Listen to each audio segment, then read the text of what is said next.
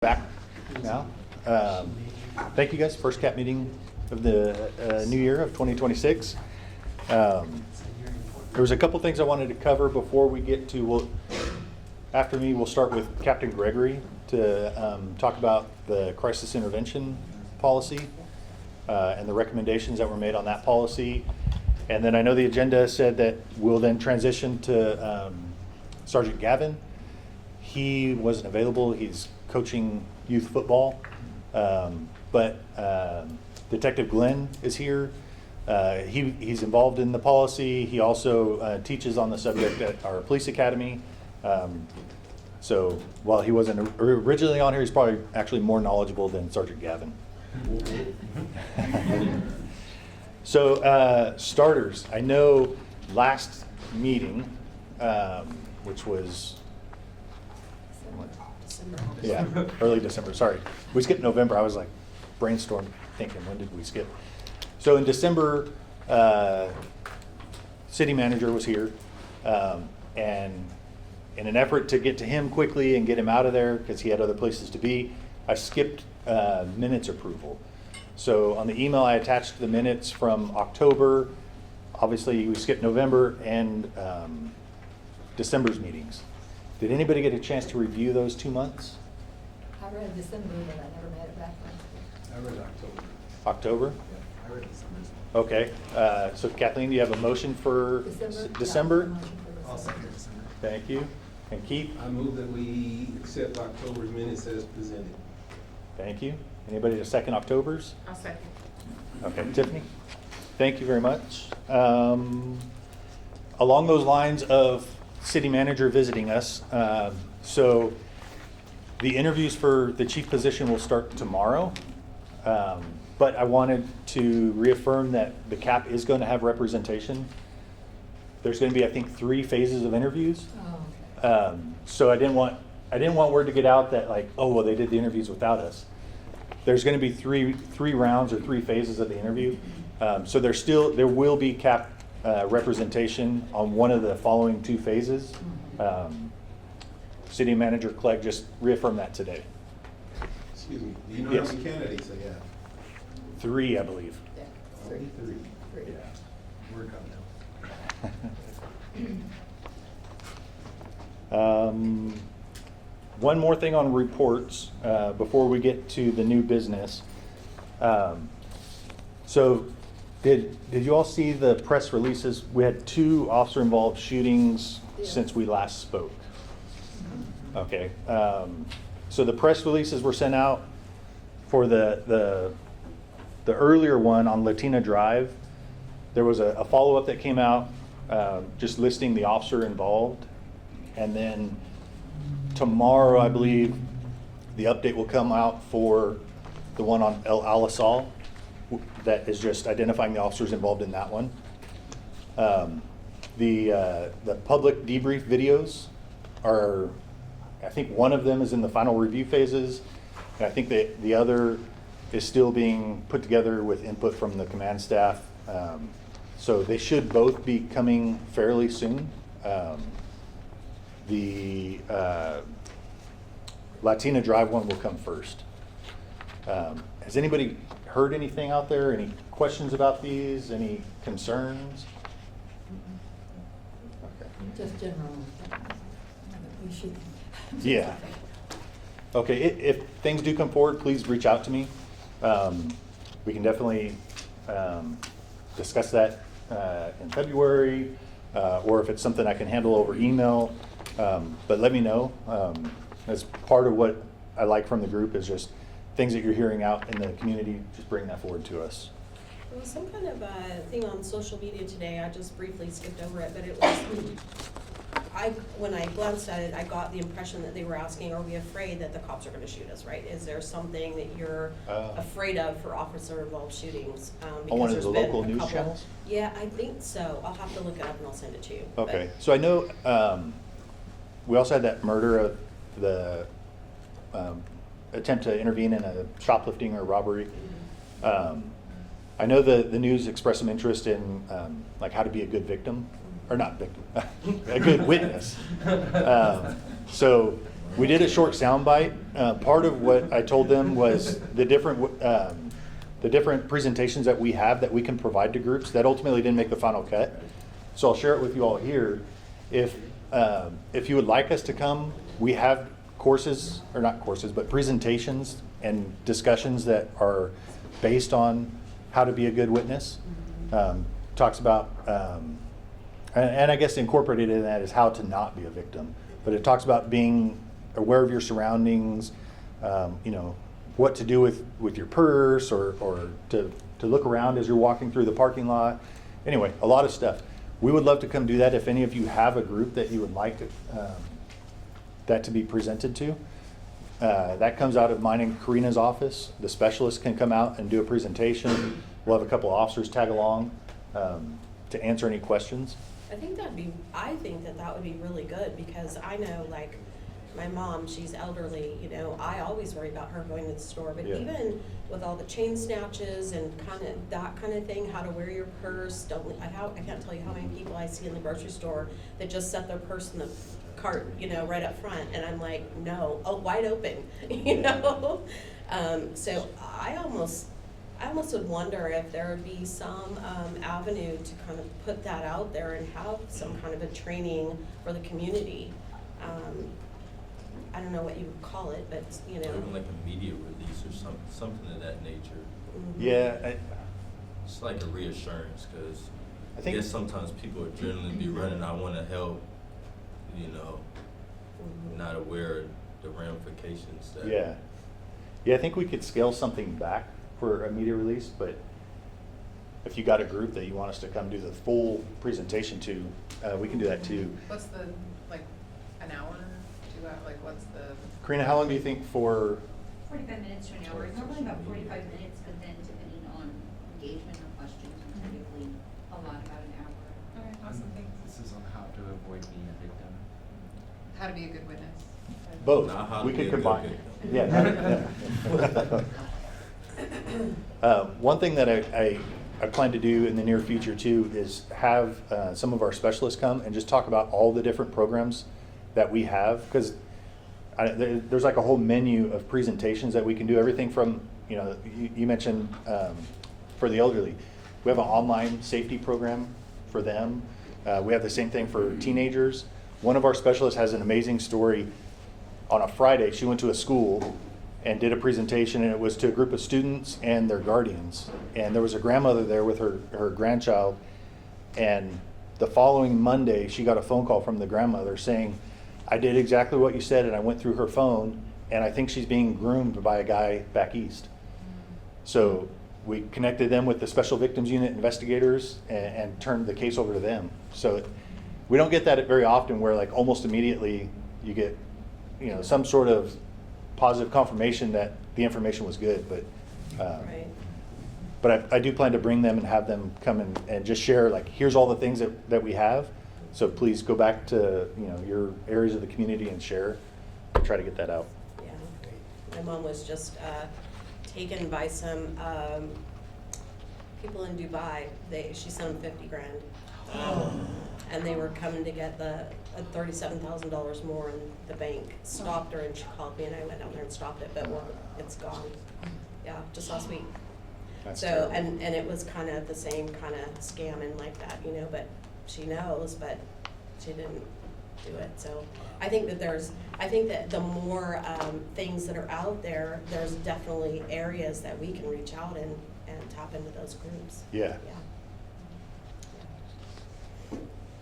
Okay, so I think that's the reports. And then I threw on there some events coming up again that we have. Actually, disregard the October or the December 20th one. December Although 20th. that date might Oh, work December. for this new year. Next year. Yeah, so you can see on there, we actually have the senior scam prevention at the Bakersfield Assembly Manor.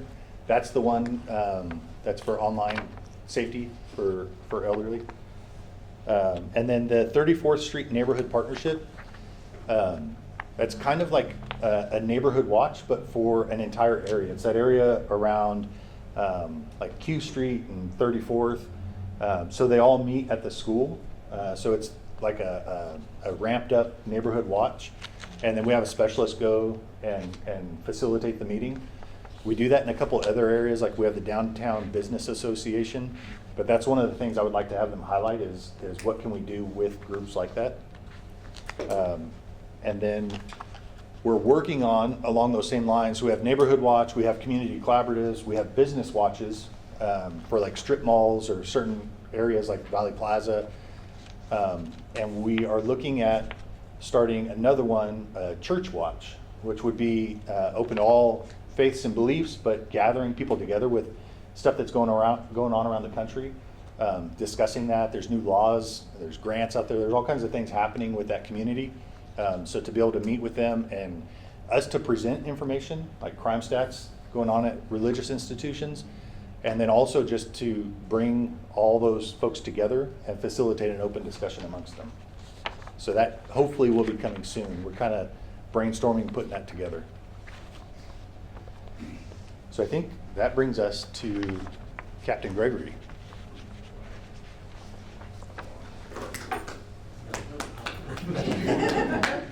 I will do my best to be a little shorter this time. Let's see. I was admonished that I ran super long last night, and out of respect for Steve, I want to make sure he has enough time. But I'm going to give you all, first off, good Christmas, New Year's. All right, I didn't get anything, so hopefully you guys got something good. But I'm going to go over some of the recommendations, actually all of them here with you guys. For those of you that weren't here, just as a little refresher, because most of what I'm going to talk about here, I have a lot of notes and they're super tiny, so give me a little bit of grace here. But I'm going to pull it up on the screen for you. oh, that'd be great, thank you. I'm old, man, so I failing me. So to give you a little refresher, we have a bunch of different layers of training, and a lot of this is going to end up touching on training. So in the initial academy, so it's basically like intro to CIT we talked about, right? So your basic CIT training, everybody gets. You've got your annual refresher training, so that every officer has to go through an annual refresher course. You have your advanced CIT course, and then also you have your supervisor course. So when you promote supervisor, you get that kind of training that's specific to your job in that role. And then also to dispatchers, have dispatcher-centric related training, so as they're taking these calls in. So a lot of this is going to fall into those categories. So I just wanted to refresh that with everybody here. All right, starting from the top. So 2025-01, all clear. So this is going back to the data. Okay, add clear requirements for officers to follow up with a null CIT disposition to recognize either unknown or unable to determine options, and some supervisory review. So we've accepted that with modification. When I went back to the data folks and quality assurance, so that, like I said before, this is a new thing, and we're honing this thing in. This really using the data to try to figure out how we're going to drive training and drive updates. And you guys duly recognize there was issues with some of that stuff, right? One of the big ones was like motors, right? Motorcycle officers, and then we're not getting a lot of responses from them. So after our conversation last time, we started pulling more data, and it was unit specific, right? So we would isolate per shift, per team, per working group, whatever the case may be. Moving forward, because we have a meeting next week to really discuss this, we gave a couple weeks over the holiday break to kind of think about this, but moving forward, I think we're going to start isolating the CIT data to specific units and shifts. So for example, when we reached out to the motor officers, they say, hey, I'm just doing tickets all day. I very rarely, if at all, ever see somebody that's in crisis. I'm just doing my thing. And I don't have an MDC, so I don't have a computer to hit that little thingy for you, and I can't get on the radio every time. That's going to really make the dispatchers upset. Got it. So we may isolate them separately because of that issue, and that's just one example of a couple different teams. Like, for example, the impact unit, so our homeless response teams. They're telling us, hey, almost every time we're contacting somebody, they're in crisis. So we're going to isolate them moving forward to make them their own group, because what we're finding too is that both of those groups are fighting to skew our numbers. And so depending on which week or which month you pull it, it's and depending on how many contacts they have in that given time frame, it really kind of makes the numbers wonky. So there's that. We're going to move, I think, to a bi-weekly or monthly reporting to the supervisors. We have to wait for some feedback from the supervisors to see how often they want that. so that they can take a review at their specific working teams and working groups, and use that data either for training or just to clean the data up. You know, if they're getting some nulls, like Officer Smith has a lot of like no's, or he's just not marking the box, you know, sometimes. Try to get back and fix those errors. Putting that onus back on the supervisors, and oftentimes too, to be frank with you, they know what's going on better than we do too. So, the null category.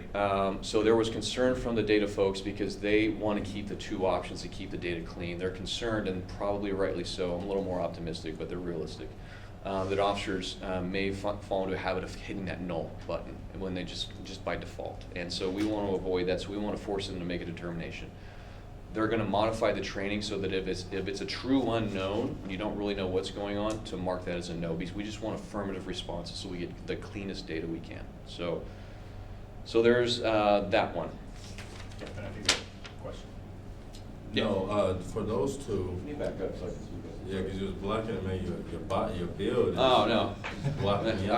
I eat a lot of food. Man. Thanks, Dover. I appreciate it. No, but those two that you mentioned, the tentatively shifting to dissecting, like the incidents per unit, and Yeah. so was that based on a recommendation, or did you? No, that's based on the recommendation. Okay, Yeah, so okay. when we met last time, this was super fresh. Yeah. I mean, we just pushed it out, Stephanie's not here, but I wanna say it was like 3 weeks, maybe Yeah. a month Mm. of really consistent Okay. pushing this forward. It'd been live for a while. It'd been live, I wanna say, for a couple of months. Okay. And so when we met, and we went back to the team, I went back to QA, I said, hey, okay, you know, if they're having these questions, you know, we're deep into it, we're not seeing things that are in front of our face, Yeah. and so, but we always knew, and we still have a focus on, what are we gonna use this for, Yeah. right? What is the value in any of this? And that's two things, and this is gonna go to another recommendation you guys had, was to the debriefing piece, right, and then also to the training piece, because training is going to really want to start seeing this and its data and how often these things are happening and where they're happening and when, to help drive their training moving forward. So yeah. Number 2. So develop an acronym-based and streamlined reference tool for somebody in crisis and signs and symptoms to reduce subjectivity and improve consistency among officers and when determining whether a person may or may not be in crisis. So this one went to our training cadre, and so they came back with some good feedback on this one. So this one's not going to be accepted as part of this policy, but they're going to try to find ways moving forward to maybe make it more succinct. So the doctors and the clinicians have concerns because, one, a lot of these things are very complicated diagnoses, and there's cross-diagnosis as well as the issues with substance abuse. And so they want to try to separate as much of that out as they can in the instruction, so as not to confuse the students, and they can recognize these things a little easier. The other concern they had when we came to a reference tool, some kind of reference tool, was they don't want the officers looking at something while they're talking to folks. They want them engaged with that individual. And they're concerned that if they give that to the officers, you know, it's going to be kind of like, okay, you know, I'm talking to Chuck here, and okay, Chuck will check that box. And conceptually, it would probably end up happening that way with some officers, and it's just the quality issue and some of the safety issues they had with it. Having said that, though, I think what we're going to look at moving forward is the handouts and cleaning those up and trying to make these less clinical, I guess, if that's a good description of that, because as it stands around, a lot of the handouts and a lot of the material they're getting are from doctors and medical professionals, and so, you know, for the lay person, it can be difficult to interpret some of that stuff. So they did say that, hey, we do need to go back and make sure that this is either understood or maybe we can clean that up a little bit. I do have a question. Yeah. So, who is training Mhm. the officers on that stuff? So that could be, I gotta put this, if you don't have the clinician coming in to give you that example or train you on it and give you the layman's terms for all of that stuff, you're still gonna end up with a problem with either a missed opportunity. It may not be what you think, Yeah. because it could end up being subjective. Now, having a background in substance abuse Yeah. treatment clinician, as I was, now that can be a little difficult to look at, and in the heat of a moment, could be missed as something else.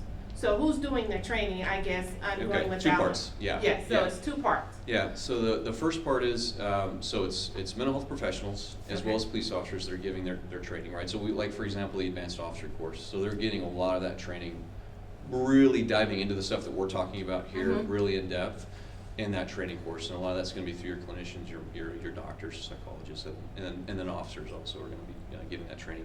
They also get some folks that come in that have that lived experience that try to explain these things to them.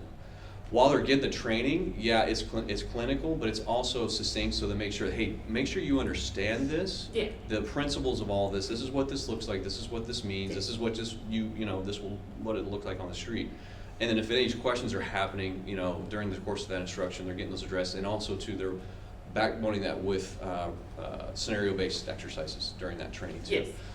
The other issue too is the subjectivity piece. Mhm. So the way it is true, there's always going to be some level of subjectivity there because they're not, so officers are not mental health experts, Yes. and they're not expected to be. Yes. But we want them to have a good understanding as best we can give them of what this looks like and how best they can handle it in a variety of different situations, which is why we put them through that training, a lot of that training.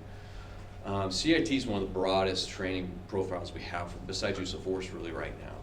It encompasses a lot of stuff. And so the digestion of that is super important, which is why we do break them up into individually specific types of classes, right?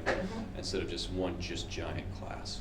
So I guess to kind of answer that question is, before they leave their training, it's understood that they understand the materials best they can, right? And there's some evaluations, there's tests to that.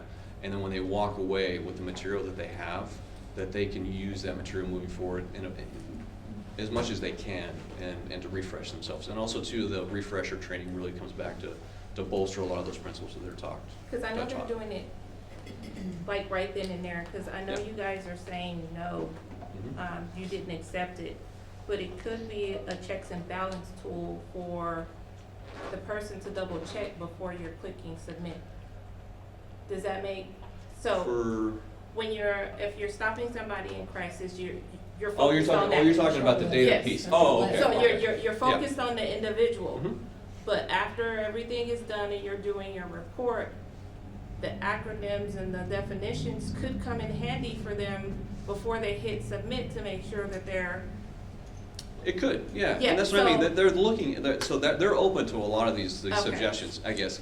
Also too, I'm not saying this isn't happening. I'm just saying we don't think this should be codified in the policy, right? So a lot of this is happening, most of what we're gonna talk about, again, I'm gonna harp on this, I'm sorry, Steve, I'll be quicker. Is a lot of this is gonna be hammered out in training and Okay. not codified in policy, right? Because if we did that, if we tried to codify all this in policy, it would be very, very cumbersome, very difficult to really navigate through. But you're absolutely right. You're absolutely right. And- You referenced multiple times training, they have initial training, and Yep. I'm assuming they have annual refresher training? Yep, that's separate course. Yep, so you have your initial training in the academy, you have your annual refresher training, which is every year they gotta go through. You have your advanced CIT training, which every officer goes through. And then you have your supervisor training, so when the folks that promote to supervisor, they get supervisor-specific training. And then you also have for your dispatchers and call takers, specific training for their classification. All of which have annual refreshers. No, just the annual refresher training that's the point of that class, is to refresh, and that class can be updated every year, and as new things come out, new pieces of case law, new tactics, techniques, procedures, that'll all be encompassed within that class. That's the point of that refresher, that's why we built that. Yeah. Yes, sir. Are there CIT programs within the simulation system? Yeah, oh yeah, like the use of force simulator, all that stuff, yeah, we do have, yeah. I mean, and again, when I say the basic training in CIT, so much of that is also covered again in use of force. When you go through use of force training, we talk about people in crisis and how to engage with them, how to de-escalate all those different TTPs, tactics, techniques, procedures. A lot of those are reinforced in the use of force outside of traditional CIT training. So, all right. Chuck, I don't have the list with me, but our new simulator, the one I shared with the CAP, the 5-screen one, part of the benefit of updating to that one was, so the brand is Virtra, V-I-R-T-A, V-I-R-T-R-A.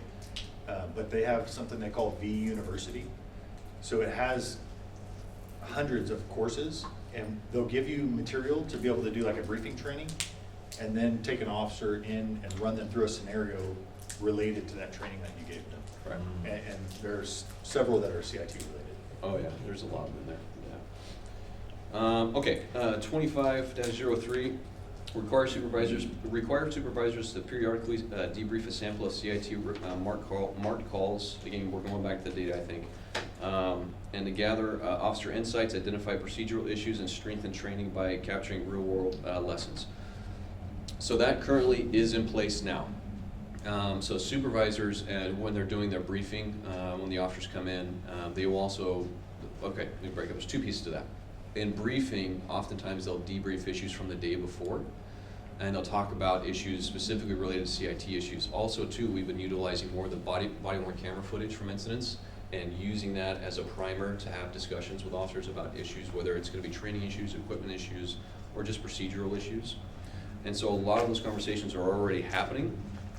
Also, too, if there's ever an incident where there's a use of force involving, whether it's CIT or not, those are going to be investigated by the supervisor, and then they will be, if there's issues with those, with the supervisor when he's doing his investigation with anything, with equipments, with how it was handled, that gets forwarded to the use of force working group, and then they also take a look at it, and then the CIT working group will also get pinged on that as well, and so we can kind of come together and look at those specific cases, identify whether the issues were, hey, training, we need to change the training, tweak it here and there just to kind of tailor this to fix this specific issue if it is an issue. You know, a couple weeks ago we did one where it was an equipment issue. The officer's vest was all discombobulated and they couldn't get to their tools quick enough. Fix that issue, right? So a lot of that stuff is already baked into how we're doing business now. And so moving forward, again, we're going back to the first one a little bit, is when I talked about the breaking out of the data to the individual working groups, we're going to start shooting that to the specific supervisor. So like a midnight supervisor on the east side can get just his 12 officers data capture for like a 2-week or 30-day period. We're still trying to figure that out. And then boom, he can use that to figure out what he wants to do. Or hey, I recognize case number 25-004, and I'd like to talk about that with my team. Just to help them, kind of prime them and give them enough material to have discussion with their officers and help clean things up. So that will be accepted with modification because of that. It just won't be codified in the policy. Yes, sir. So you said, okay, back to the CITs per unit, and so you said they're going to start being distributed to the individual supervisors over. So what level of oversight? Like, is it just gonna stop there? They get in, they nip it in the bud, or is it go a step further? Like, how? What's nice is we have those built in already for like use of force issues, right? So if a use of force, right now, all use of forces go at least to a lieutenant level for review, right? And so when these things start coming out, let's just say that's not involving use of force. It's just I shouldn't say run of the mill, but dealing with somebody that's in crisis, and as the sergeant is looking through some of these cases, he watches the body cam. He goes, you know what, Officer Smith did a really crappy job trying to talk to this person. I may not, as Sergeant Brown, want to sit here in front of this whole group and talk about how Officer Smith was really crappy when he talked to this person. I may just want to address that with Officer Smith specifically. And that was at the request of the supervisors. Okay. Was, hey, like, there's value in the teamwork in this too, but just as a supervisor, I may just need to address issues specifically with the employee. And so their we're going report to go to the lieutenant. Yeah, it'll go to their watch commander. So when we shoot this out, so right now the plan is to say, hey, we have these 10 cases from this 2-week period that were marked this, just for example, round numbers. That'll get sent to you. So Sergeant Jawbray gets them, but I'm going to CC Lieutenant Finney, who's your boss, just so he knows. Hey, you know what? You can have my job. I'll switch it. I love being a sergeant. But that's right now conceptually how I think we're going to get the most bang for our buck. Because again, those sergeants, when we talk to them about like this data issue and how to really use it, they say, hey, look, I know my team. Like, I know who's good and who's not. If you guys have this tool to help me identify like specific instances that either we can improve upon, or hey, we're just doing a great job. Like, we have a CIT award for a reason. If somebody did a great job, like, hey, I need to know about that. they're like, hey, can I get that information? So I think we're gonna be able to build that out and start distributing that without any real issue. But the one thing I think we probably need to clean up first is that null issue first. That's something that needs to get fixed pretty quickly. And we will. Okay, moving on, halfway through, guys. Okay, 25-05. So clarify expectations for officer communication with victims, provide scripted guidance for explaining non-arrest solutions, and define criteria for when disengagement is appropriate for minor offenses without a victim. Excellent point. That's going to be accepted with modification because there is a massive section in the annual officer training that covers specifically that.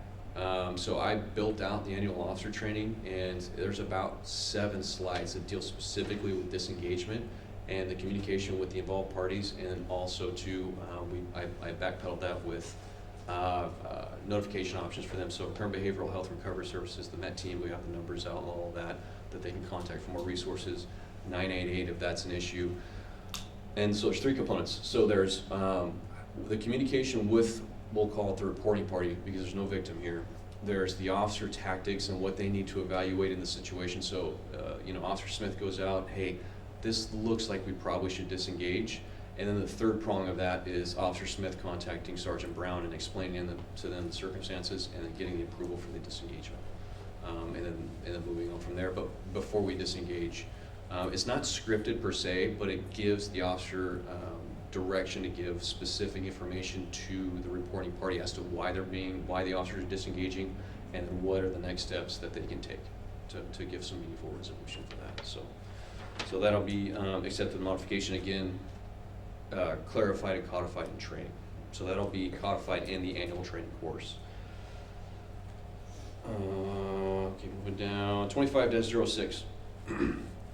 Create a dedicated subsection outlining conditions for disengagement, required notifications, and monitoring expectations and documentation requirements. Same thing.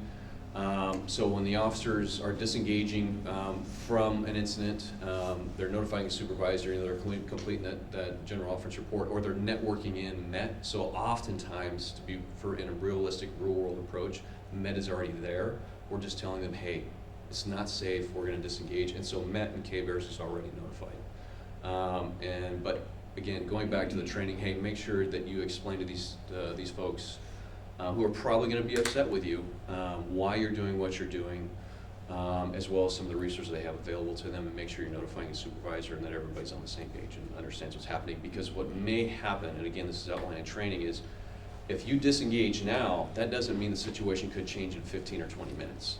And that you may have to come back, or maybe even a day later. I'm the watch commander on the night shift. I disengage, and he's the watch commander on the day shift, and we're going back, and he has no idea what just happened. So there needs to be that communication back and forth. And so all that is codified in the various different types of training, and just not going to be specifically codified. It is covered in the policy, but really expanding that out to encompass all the things that training does would, again, it would make this really big. And also too, it's much easier to add new tactics, techniques, and procedures as new things develop and new approaches, safer approaches come out to really get that out there quickly in the training, especially the annual officer training. So that'll be accepted with modification. Okay, number 7. So add guidance for administrative staff regarding how to identify crisis indicators, disengage safely. I apologize. And a request for an officer and coordinate with CMET or 988 when appropriate. So this is specific to this part of the policy, and I don't think I probably made it clear enough, and that's my fault. But this specific policy is really directed towards the clerks at the front desk. And so, because they're the ones that are engaged with people throughout the day. A couple things have changed since then. We're going to keep this in the policy. The guidance for them in the policy, but what we've done some renovations to the front desk area, and so now they're separated by big thick plexiglass now, so there shouldn't be any person-to-person contact between them and anybody. If they have to exchange something, they can do it through a little pass-through. And also too, whenever there's a desk secretary or clerk present, there's also a desk officer present, so they're kind of joined at the hip, so there's always an officer right there. And then one thing that was brought to my attention when I wrote this that I didn't think about was 12 feet away is going to be a watch commander in the bubble in the back. And so there's always going to be somebody there. But out of, not just this, but just in, in procedure moving forward, because I don't know what things could look like 5 years down the line from now, we're gonna keep that verbiage in that section in place, we're not gonna remove it, so.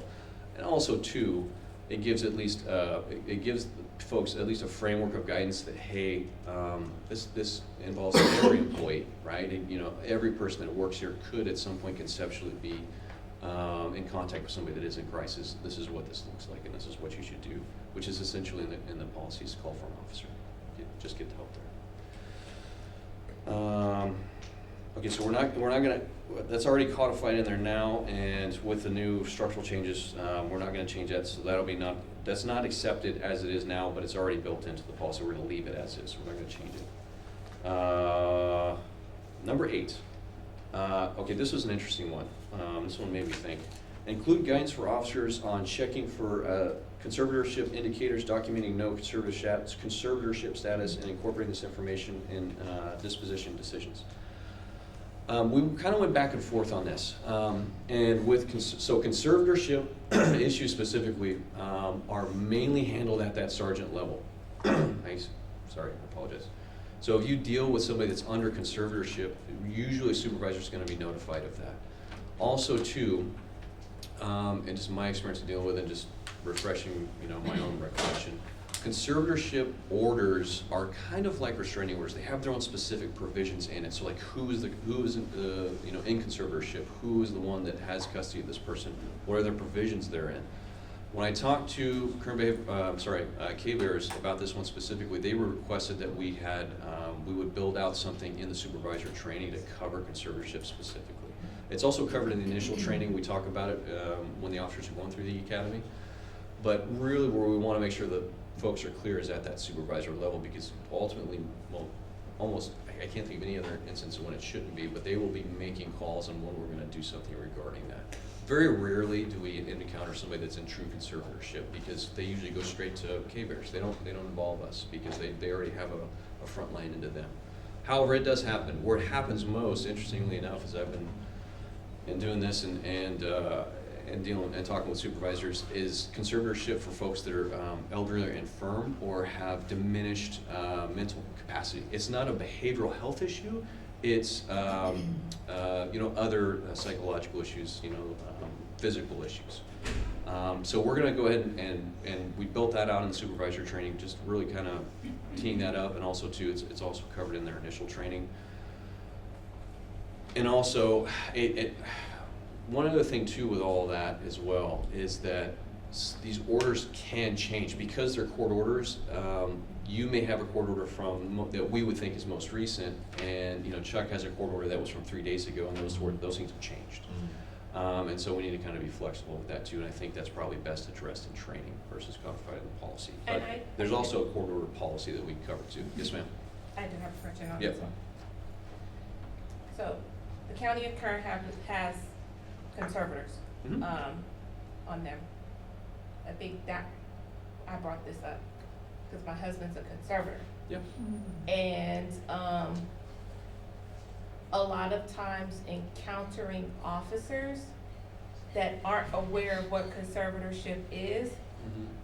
and he ends up having a hell of a time telling them, I make this person's decisions because according to my Right. order, he can't make those decisions for himself. And there's a misunderstanding of, well, I'm not gonna, deny him his right. Yeah. If he said no, then it's no, and he was like, no, according to the court order, Yep. I'm the one that's saying Yep. yes, Oh, yeah. and you have to take them. Mhm. So I think that's the concern. that's the concern Yep. that Mhm. they have as conservators, and I'm just with making sure the officers know when they're approaching them with that, it's basically that person don't have a right. I'm their rights to speak for them Uh-huh. according to the court order. So it's kind of a, It was so backwards from what we teach them, right? Yeah. You have rights. You have God-given rights that you can't infringe Yes. upon, right? You know what I mean? We hammer this home to them. And oftentimes you revert back to that where you're so worried about removing somebody's rights because of court order, like, whoa, hold on. And so that's where, for us, we're gonna refocus that to the supervisors and make sure that their staff is either both informed in how to enforce those orders. Because I know exactly what you're talking about. When I was a patrol sergeant, I'd often get those phone calls, and, hey, sir, this lady's telling me that she's this guy's conservator, and he looks normal to me, like he's like talking to me fine, he's like all good. Can I take him on a hold? Like, and I, hold on, we go get the order. And then I'm the bad guy that explains to that normal guy, hey, we're gonna take you on a hold because so-and-so told you that we're going to. Yeah. There's also some issues there too, because we gotta make sure the orders are tight and, well, they are clear enough, because if you don't meet say, okay, you're in a conservatorship and she's your conservator, you don't meet the criteria for a 5150, but she wants you to go on a 5150 hold, do I put you on hold? That's what you're talking about. And so, I mean, and that's the issue. Can I violate your rights even though you don't meet the criteria for 5150 hold because you're the person that has conservatorship over you demands it? And they may have more information than the officer That's- does, so. Sure, and I'm not saying that's wrong. Yeah, I'm no, just no, saying I'm from an just- officer yeah. perspective, that's how we have to Yes. approach it. And so that's why we need to make sure the supervisors are up to speed on this stuff, and that they understand that, yes, there may be those situations that, hey, I'm going to revoke this individual's rights because of this conservatorship order. And then also too, how do I explain that to you? And how do I get you to not fight me over this? That's Yeah. another issue, Yeah. right? Because I don't want to get into a fight over you over 5150 hold that she wants to place you under. Yeah. Even though you think you don't fit it. Hell, I may think you don't fit it, but I have to follow the provisions of this order. And so again, that's going to be, that has to be built out of training. Yes. Trying to codify that policy that's difficult to Yeah. try to make that make sense, I guess, if that makes sense. It does. Okay, yeah. Okay. Number 9, here we go. Man, I am getting old, I can't see anything. Create a section requesting, this is for me, I think you guys really liked me talking. Engaging with education and crisis response MET team and JET roles, and a new section regarding community outreach. And so basically, coming out and talking about this stuff. So we already do that. I can let him kind of elaborate more on that. But as whenever there's a request or whenever we're going out and like for example, Karina goes out and she's giving a talk about something and somebody wants to, hey, I'd like more information on like the JET unit or MET or just generally how does BPD handle these kinds of problems. She'll shoot me an email or a phone call, and then we'll make arrangements with that party to come out and actually make a dedicated session to that. I'm open. I've given talks several times to a variety of different groups, and so I hear exactly what you're saying. The problem is when historically, and again, Josh can talk about this more, but when we've built out like time frames, we don't get engagement. Nobody really comes. They don't show up. What we do is we find is that as we're engaging with the community and they want to talk about this, we'll set the stage for them. Okay, hey, on the 10th, we're going to have this conversation with you guys. I want you to bring everybody that you think needs to be there. No holds barred, any question you want, because I'm just that kind of guy. If you stump me, then you stump me. And we'll have the conversation. So again, we're going to keep doing that. As I say that and to say this, that I think as this starts moving forward in some case law that is either working its way through the system right now, starts to become published and starts to become enforceable and changes some of the ways that we do things, I think that education piece is really going to be sought out a lot more. People are going to want to know, especially as we start disengaging more. That's going to be the thing. I think honestly, in doing this job for as long as I have, once we start walking away from things because of some changes to law and just procedure and just for safety issues for the involved person and us, that's going to be a wake-up call for folks. And so they're going to be deserving of some explanations. And so that's where I think we're probably going to get more of those requests. But we're open to them now. We're open for business, and we'll take them. Can I add? Please, sir. Yeah. So when this one came in, we actually, Karina and I had one of the specialists, Kayla, start working on creating a presentation. I talked about that menu of different presentations and like discussion topics that we can present. So Kayla is working on it. She actually reached out to Captain Gregory and Lieutenant Anderberg from our impact team to start creating a presentation that we can do. Standardized presentation, Out in yeah. the community. Yeah, so we have 8 specialists. Some of them are better at presenting certain topics, but when they create the presentation, they share it with everybody. And then they put instructor notes and everything so that everybody has some familiarity with it. But she's presenting it right now, and I'm sure we'll continue to pick Captain Gregory's brain and Lieutenant Anderberg's. And on top of it, like these presentations, will be, is it foreseeable for it to start getting distributed throughout the website, social media? Just because, you know, Yeah. like, you know, like myself, I wouldn't have a group that would come together just for that, but I got social media. Yeah. You can share it out, you know, and you know, it's easier to get to people, you know, the information. So is Yeah. there like, or is that? I think part of the problem with social media is like the length of the discussion. Yeah. Like trying to get all that into a video that somebody will watch. Yeah. But we do have already like like I said, a menu, like a list of all these things that we can provide. I think that's something that we could send out on social media very easily. It's Yeah. just one screen that you look at. Or just a link to some small, and then if you want to find out more information. Yeah. You know. Yeah, I think that's an option, and maybe like as we go out in the community and do these, trying to find a way to record where, you know, it's just on the presenter. Yeah. And then post a link, you know, maybe it's the title of the presentation with a link to YouTube or something. Yeah. Yeah, That's yeah. how you usually do it. This is a tough one. CIT is. I wrote a script. That's a big one. About a That's year and a very half ago. important. Yeah, because we were gonna do a video, just trying to be just broad, you know. And man, that was hard because you know you go into a broad topic. It's like, hold on, I want to know more about that. And that subsection would be 4 hours long, you know. And we're trying to make a 30-minute video, and it just the wheels fell off of that thing. But again, that's where I think the in-person stuff. Because the other thing I appreciate as a presenter is just the questions and the feedback. And I think folks learn more about that just from that kind of conversation back and forth in real world scenarios. And I'm more philosophical anyway, but yeah, so we're definitely doing that, and I enjoy doing that, and there'll be more coming. You're doing a great job. Oh man, I don't know about all that. I haven't slept much, so I'm a little rusty right now. Okay, last one.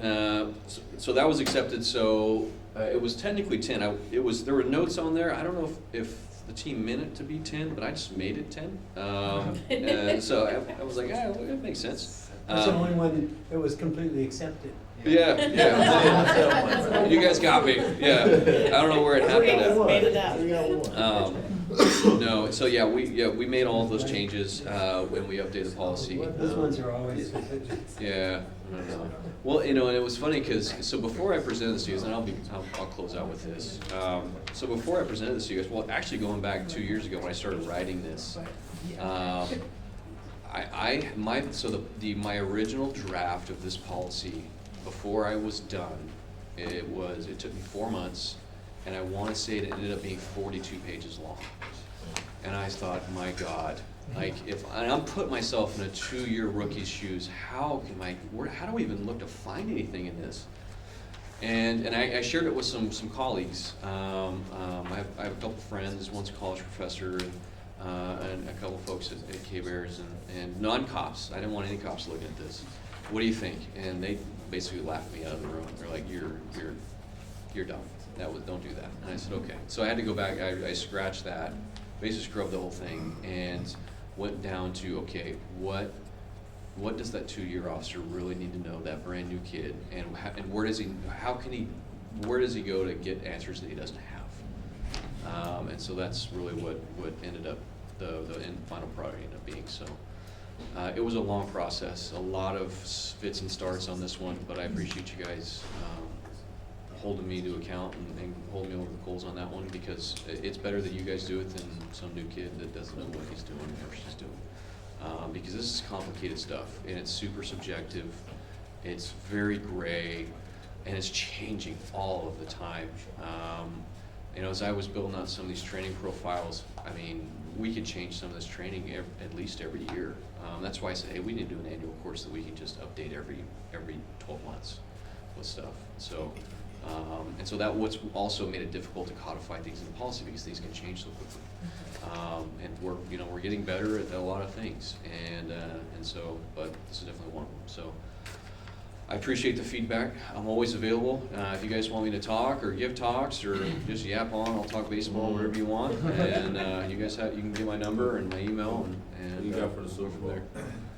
Los Angeles Rams. Poly Market. I've got like $400 on them. I need to. If you're gonna book Captain Gregory, just make sure you got a lot of time. Yeah, I'm sorry. I did. I'm doing it again. I'm sorry. But you guys, I hope you guys have a blessed year. But I'll see you. And thank you again for everything. I really appreciate it. Thank you. Sorry, Steve. Hi, how you guys doing tonight? I'm Steve. Okay, I'm Detective Glenn. I work in our investigations division. Work robbery, homicide. I'm actually on call right now. If my phone rings, you'll have to forgive me. I might excuse myself if something of that nature happens. But outside of that, you have my full attention. I hope I have yours. If you all have a piece of paper, can you pull that piece of paper out for me? And I just want you to do something real quick for me. Just describe me. What you think I am, who you think I am, where I come from. Just give me a brief description. We're going to talk about some things tonight that are personal, culturally, and it has to do with bias. What you see, what you believe, what you think is in front of you. And some of these things, you've got to put yourself in the shoes of a 21-year-old cop and a 50-year-old cop, and everything in between there. So I do this constantly when I teach at the academy, and it's a fun exercise so you guys can all see what we all see. Does that make sense? All right, if you guys will do that, I'm gonna get a video prompted for you so you guys can understand some of the changes that we've made to some of our policies. Those policies and the changes made inside of those policies were done with a stipulated judgment within California Post and within obviously state and federal guidelines, okay? So if you have questions, obviously we'll get to that. For this portion, I just like to stay on topic, but I want all the feedback I can. So if there's something there that we can use to help us, by all means, I want that. So what's going to happen is Lieutenant Finney is going to play what we've done so far, where we're at with it, and what we're actually teaching in the academy, okay? So with that done, we'll start it now. And while you do that, please listen, but also write down what you think. Afternoon. Today, we will be reviewing the bias-based policing policy number 402. Section 402.1 is the purpose and scope. This section outlines why the bias-based policing policy exists and how it guides our work. The Bakersfield Police Department is committed to impartial, fair, and respectful policing. Bias, whether explicit or implicit, has no place in our decision-making. The policy applies to all areas of operation, including public interactions, investigations, and enforcement actions. It also aligns with our ongoing community outreach and cultural competency efforts. Any complaints related to bias policing are handled under Policy 1002. Section 402.2 is the policy statement. The department's position is clear. Bias-based policing is strictly prohibited. It damages community trust and undermines our ability to do our job effectively. All employees are expected to deliver unbiased services, and any member who engages in or ignores biased behavior is subject to discipline, up to and including termination. Our responsibility is to maintain a high standard of professionalism and fairness at all times. Key definitions. This slide highlights the critical definitions used throughout the policy. Bias-based policing involves relying on protected characteristics, like race, gender identity, or disability, when making enforcement decisions. Biased conduct can occur in person or online, and does not require an officer to admit intent for it to be determined as biased. Bias by proxy refers to situations where community members try to use police to further their own biases. The policy also distinguishes between explicit and implicit bias, emphasizing the importance of understanding the effects of unconscious attitudes. 402.4 covers bias-based policing prohibited. This section reinforces that officers must act fairly and objectively. Protected characteristics can never be used to establish reasonable suspicion or probable cause, unless they are part of a credible, specific suspect description tied to a particular incident.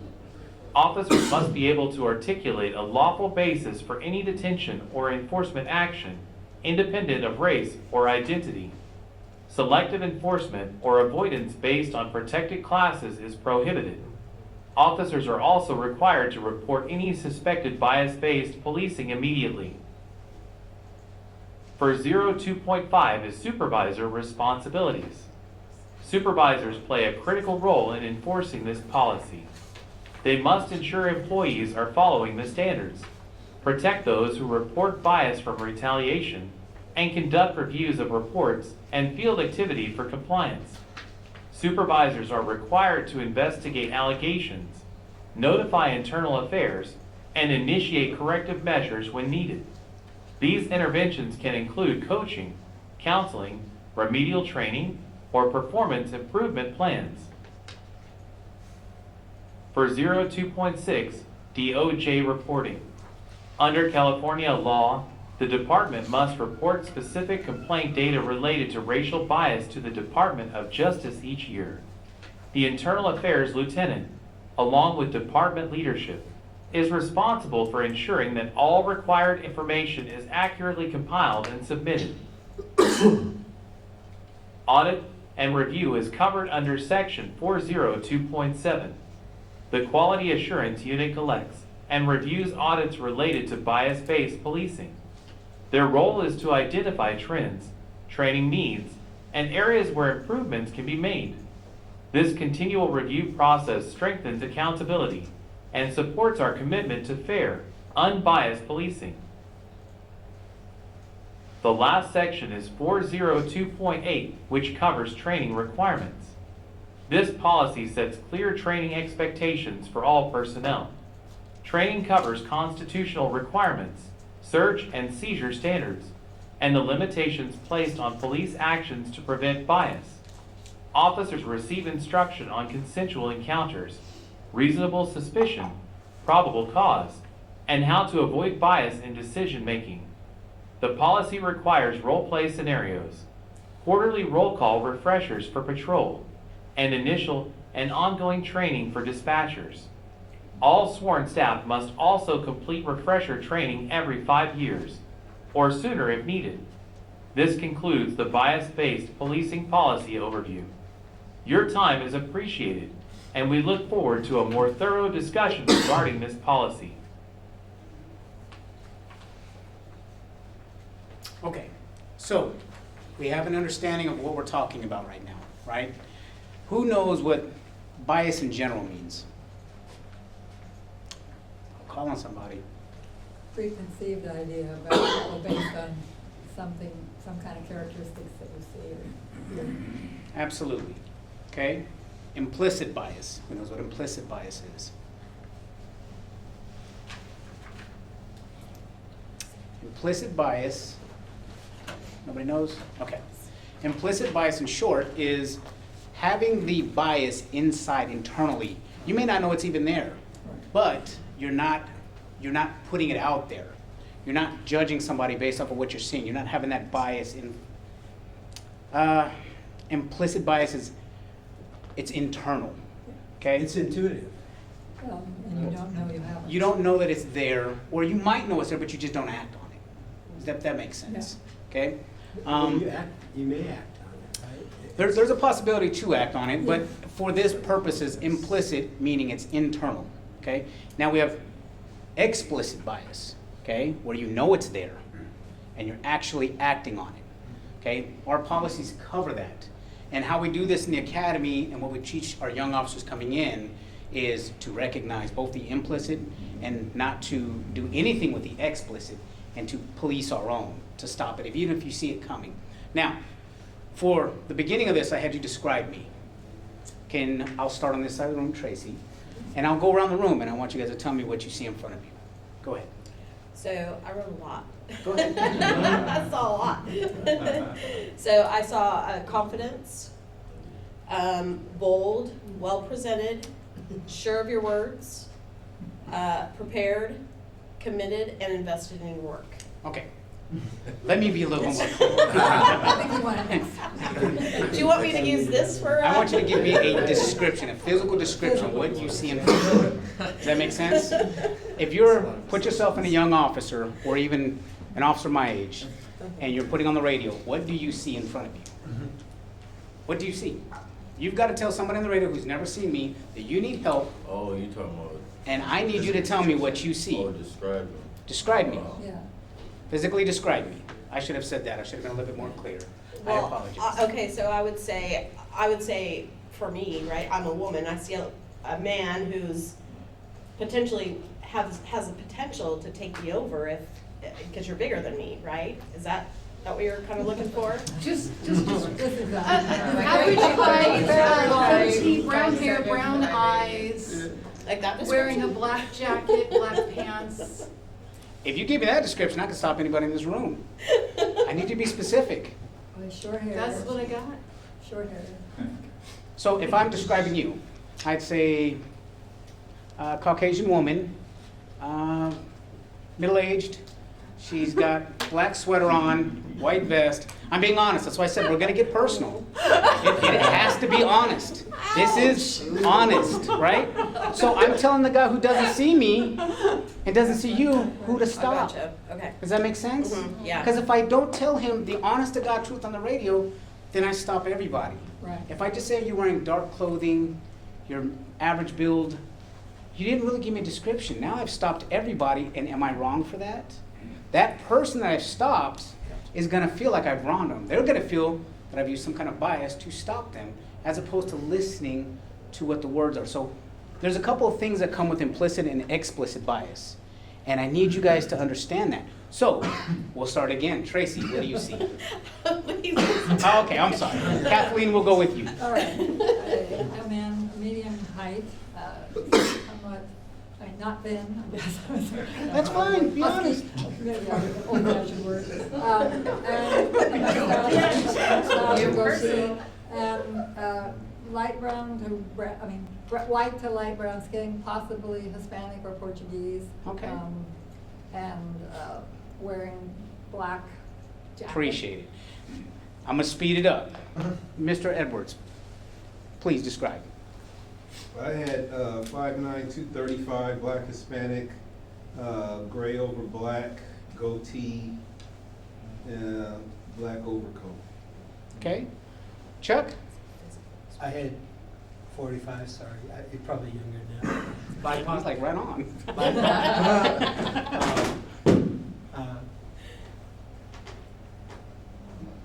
Not chunky, but strongly built. Hey. Rough and tumble. All right. All right. Sir? So I said, if I'm just giving a general description, if I'm looking at you up close and personal, I probably do believe it's some probably African American. But I said 30 to 35, Caucasian male, 5'10", 230 pounds, long black jacket, black pants, black shoes. Okay. Ma'am?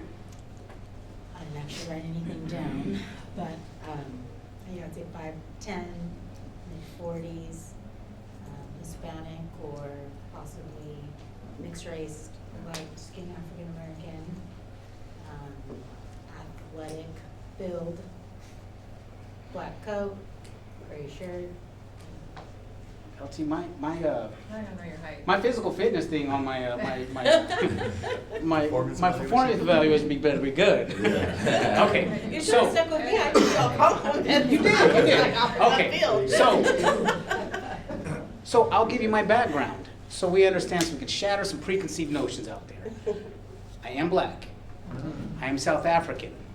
My mom is from Namibia. She's full black. I was born in Germany, speak German, came to America. My dad was in the military, that's why I came here. And speak German, Spanish, English. I spent 10 years in the Marine Corps. If I remove the overcoat, I kind of give it away a little bit because I've got some military tattoos on me, but I didn't want to do that. I could do another bias training with the tattoos, but the tattoos will kind of give me away, if that makes sense.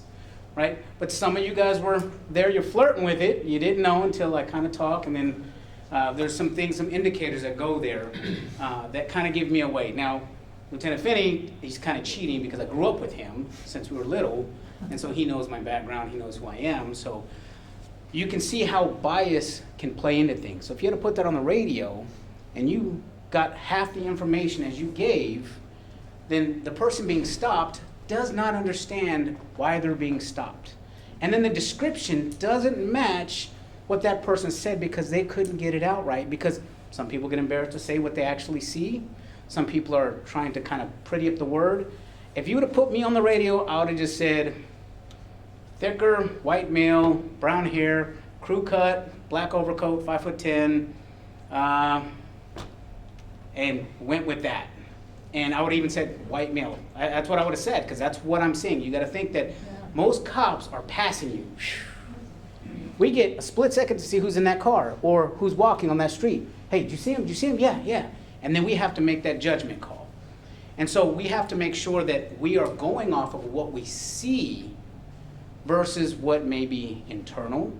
And the internal side of it was what this gentleman said.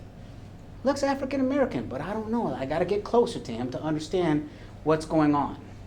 Does that make sense?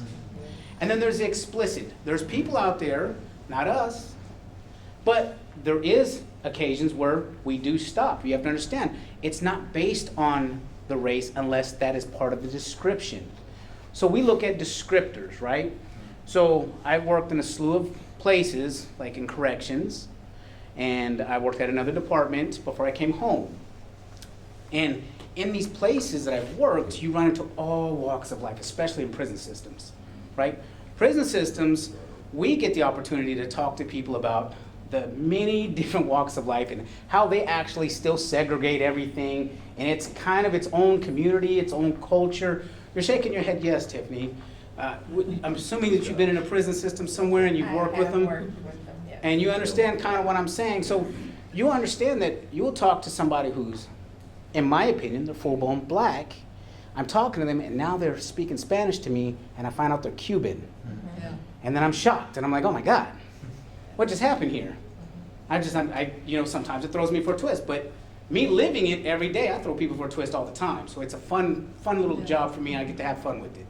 Okay, so when we're talking about this, so with the reinforcement of it, and you'll have to forgive me because I'm going to go through my notes just a little bit. When we talk about it's strictly prohibited, we don't stop you because I seen somebody out of the wrong neighborhood. Or what does that even look like, right? What is the wrong neighborhood? As far as we're concerned, there is no wrong neighborhood. But that's how some people take it, right? I grew up in an all-black area.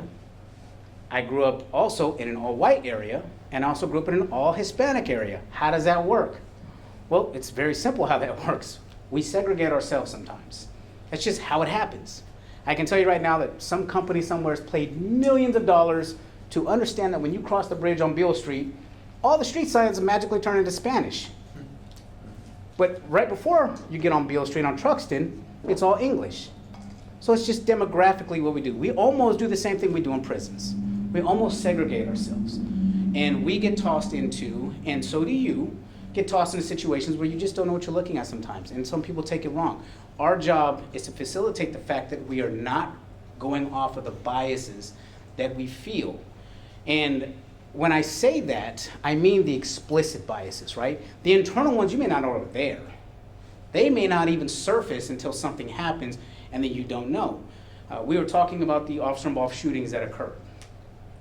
And I can't get into too much in depth on it, but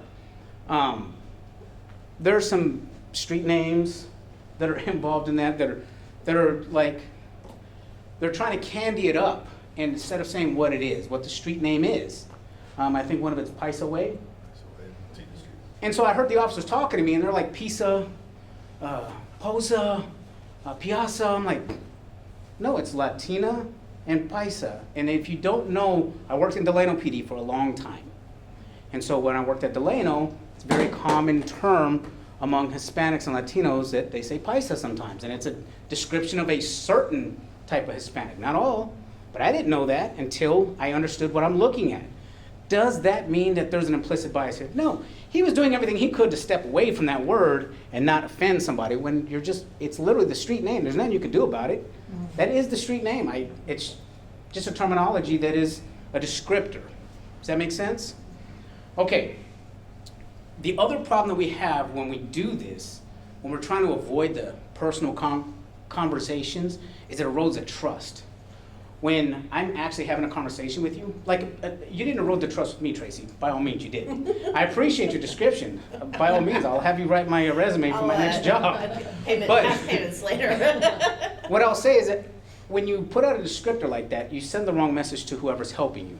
And then when you write your report, and you actually know who you're talking to, when you look at the call for service and you look at what the report says, well, he put out white male adult when it was a Hispanic male adult. Some video surveillances that we have are black and white. Be it me, white people just haven't got with the times yet and got color TV for a surveillance system, but you get black and white and then you have to make a determination on that. Versus you have color and you have a little bit better expectation of what's going on. We can see certain tattoos. I grew up with black guys who are from Hispanic gangs. Interesting notion, but they grew up in a Hispanic neighborhood, and that's who they hang out with. You see it in jail systems. And then we shun each other. We get mad, right? And then this is where that external and internal comes into play, right? We've all seen the parodies or whatnot where somebody walks across the street, pick a race, we'll leave races out of it for just a moment. Pick a race, he walks across the street, and somebody in the car looks and goes, ooh, click, click, right? And then immediately, what comes to your head? What comes to your head when you see that, sir? Somebody just went click, click. They have a bias against who they saw. Okay. Or they're Is it afraid of them. internal or external? It could be both. Okay, but what is the first thing that made you go click, click? We're acting upon it now, right? So yes, you're absolutely correct. I looked, don't know that person, preconceived notion, got scared, locked my door, right? How about, does it work in the reverse? Yeah, you might trust somebody by their looks and they might really be dangerous. I'll be honest here. In this room, do you think that I've stopped somebody and they said you stopped because I'm black? Say that again. Oh, have you been told that? Yeah. Oh, yeah. And then I have to stand there and instead of justifying any preconceived notions about me, because now they just pulled the Uno reverse on me. And I'm like, wait, what? And now I have to go back and I have to explain to them, I stopped you for this. If you'd like to step out the car, I'd like to show you the violation. And then we'll take a look at it and then we'll get you back in the car, get you safely on your way. Right? There's a way that we handle that. And if you want further explanation on it, which sometimes people do, sometimes people don't, I can go into that. But 9 times out of 10, it doesn't go that way. You're like, right away. That's okay. We can work off this for the time being. Okay. You sure I can? Oh, we're okay, because I don't think I need that for anything. I just wanted to use that just to get you guys on the same page of what we're teaching. And so we all have an understanding of what's going on. So bias-based policing, reliance on protected characteristics and enforcement decisions, right? So we're basing our policing tactics off of what we have, right? So if I come to a witness and you describe somebody and you tell me what you think you see, and I see everything you described, but not the same race, can I still stop that person? Joel? That's a probable cause, right? Well, Reasonable suspicion. that's okay. That's okay. So we're just going for the reasonable suspicion, just real quick, comes before the probable cause, right? Sometimes it can manifest itself in a different way, but we're going to use one to get to the other. Does that make sense? So for the reasonable suspicion on this, depending on what I see, and depending on what the description, if you just tell me it's a black male, this, and this, but you gave me the descriptor, he's wearing a Chicago Bulls jersey, it's a Michael Jordan jersey, he's got Jordans on, the red in color, he's got blue jeans, maybe that person seen somebody that they thought was black. Maybe it was a darker colored Hispanic person, but he's wearing everything that that person said. Now, does that change it a little bit? Now the bias has changed, and now we're actually going off of what we're seeing based off of what we have, and now we're understanding that, yes, I do have reasonable suspicion at this point to stop that person, because it's kind of highly unlikely that everybody walking around is going to be wearing a Michael Jordan jersey outside of the 90s with red shoes on, basketball shorts, coming from that same location. It would be, you can articulate that this person is more than likely who that person was describing. They just seen him real quick, and I don't know what he's seen, but that's not the same thing. So we all have our own versions of what somebody may or may not be. The whole process of me having you describe me is because some of you were nicking it, but nobody really knew. Does that make sense? So that's the bias. That's the bias that we have to work against. And we teach that you have to simply work on what you actually have in front of you, what you're working with, the information you're given. Okay? Biased conduct includes online conduct that may be implicit or explicit. We're talking about the things that we see. When I said the click, I've seen countless jokes online. I've seen Dave Chappelle do them. I've seen Sinbad do them. I've seen a slew of folks do them where they talk about these biases, right? And usually comedy is made from a dark place, right? That's usually what makes it funny, is it comes from a dark place. But when you look at it, we're looking at it in 2025, or 2026, sorry, turn of the year just happened. So when you look at it, it's definitely changed. Language changes when we talk about implicit biases, right? So things that were not acceptable when I grew up are now acceptable, if that makes sense. So we heard words in the 80s like rad, cool. In the 90s, it was the bomb. Then you had the 2000s, it was like, it's on fleek. Then you turned around, you went to the 2019s and 2026s. Now it's like cap. I hear my son talk, and I'm like, I don't know what that means. He's like, oh, that means you're lying. Why would you say you're lying? That don't even make sense to me. What is this cap? So some things change, language changes. And so when you're talking about implicit and explicit biases, you have to remember that things that were not okay back then are now okay in the culture that is happening now. My culture, back in the 80s and 90s, not okay to say some of the things we say now. Kind of shocking, some of the conversations that happen. And you're kind of shocked at it, and you don't know what's going on. I hear cops, and they use some of this slang, but I have to understand that their slang is not when I became a cop. So I'm like shocked to hear these younger cops talk like not like my kid, but like in that genre, right? And I'm like, Cap. They're like, yeah, bet. I'm like, bet what? What we betting? I don't know what you're talking about. Like, no, that means like, I promise you we're gonna do that. So when we're talking about this, let me get this back on track, okay? There's a couple of things that we are absolutely on the defense with, like bias by proxy. So we have an actual training that we do. I made sure that I understood it with our dispatch. So bias by proxy, who knows what that is? We're kind of just discussing it, like you get biased by the people that you surround yourself with, like being in proximity to certain things. Yes and no. Okay, so bias by proxy with police, right? Calling the cops on someone that you have a bias against to support. Or Have me do your dirty work. Let's be honest what it really is.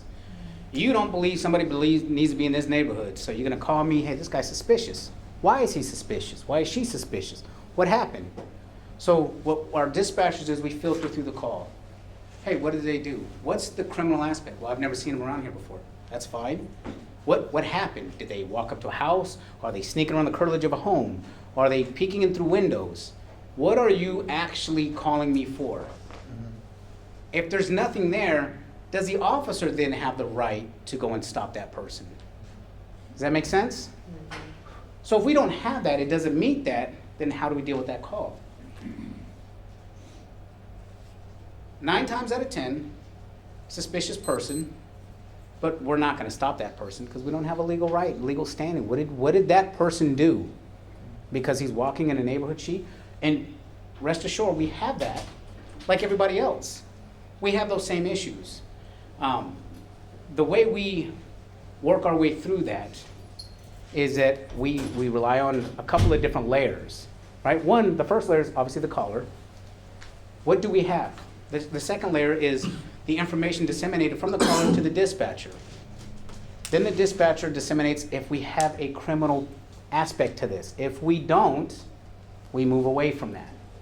If we do have something that's criminal in nature, if we have somebody who matches a description from a mail theft or some porch pirate, if you will, somebody stealing packages, something of that nature, then we can attach that. Now we have an articulable reason to make that reasonable suspicion, to make that stop, to make that contact. Does that make sense? Okay, if we get lost or off track, please let me know. We'll get back onto track, okay? We've already talked about the implicit, the explicit, and bias by proxy, okay? Something else that we delve into, and some of the things that we've gone over in all of the training that we do, is the consequences for it. It doesn't just stop with losing your job. You lose your opportunity to be a cop, period. There's civil penalties to it. There's all kinds of things that come with that. In the 17 years that I've done this, outside of anything I've ever seen, I've never seen somebody just stop and be like, I stopped him because this. I've never even read that in the report. Does it match a descriptor? Can I pull what we call our records management system? Can I pull up the call and does it say this person is dressed in this nature and they have this feature? And then I look at the report and I go, yes, I can see how we made that connection. I can see how that, so I've never seen that, even as a detective, I've never seen that fall off. Where I was looking for this white guy and I stopped this black guy completely. I was told he was in this area and I stopped him in this area, nowhere near it. Car was this color and I stopped this car. And then that person tries to correlate it back to this. I haven't seen it. I'm not saying it doesn't happen, and I'm not saying that it has never happened. I'm just saying I have not personally seen it. Does that make sense? Okay. So what are your thoughts? And I want you to take a few minutes to write them down on your thoughts on what you believe that if we didn't cover something, I want you to take a second and give me your feedback so that I'm not the policy maker, but I do respect everything that you and this panel brings, and I'd like to make sure that I bring that back and that we can have an open dialogue and that we can discuss what we can and cannot do and what we can do. Give me about 3 minutes, write down some things that are off your thoughts off the top of your head right now, and then we'll discuss them. Go ahead, we'll come back in 3 minutes. If you need to use the restroom or anything, please get up. Please do that, but this is what we do so that we understand what's going on. If there's a lapse in anything, I want you guys to let me know. If there's something you don't understand, let me know. Let's make sure that we have it all out there, that we have that communication effectively between both parties here, if that makes sense.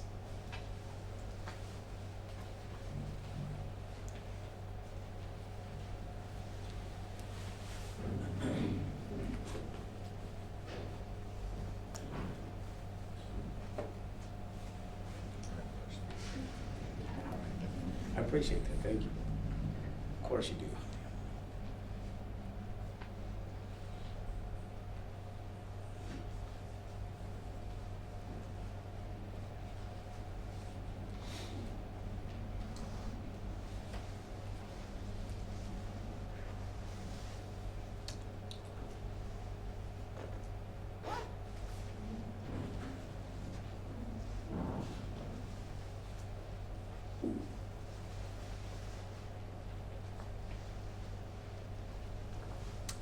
Okay.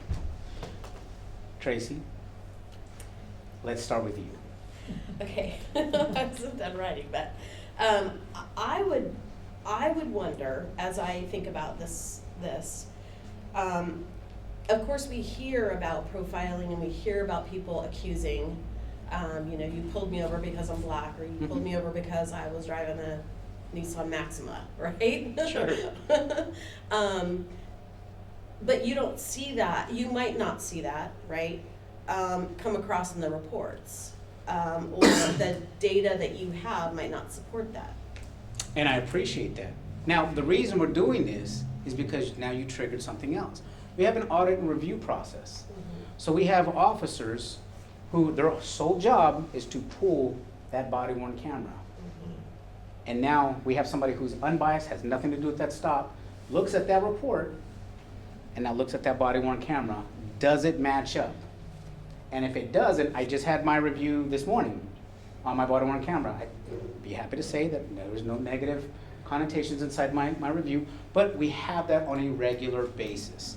Every day, we get randomly picked, or if somebody makes a complaint, it's gonna be pulled, somebody's gonna audit it, somebody's gonna look at it, and we're gonna see if it matches up what's going on. That's part of this. I know it happened pretty quick, but that is part of 402.7, which is the audit and review process. And then that might trigger a complaint. And then there's a different process for that. But I appreciate that. Go ahead. I have one more part.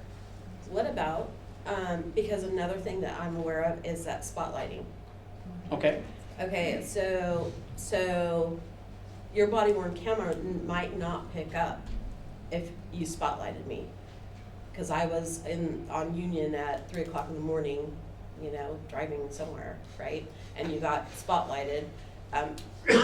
How is that? Because that could be taken as, profiling, like first, the area that you're in, even though I'm driving my car to work or whatever, how is spotlighting, We just recently came out with a memorandum that we're not to be spotlighting, and it very selectively using our spotlights for officer safety purposes.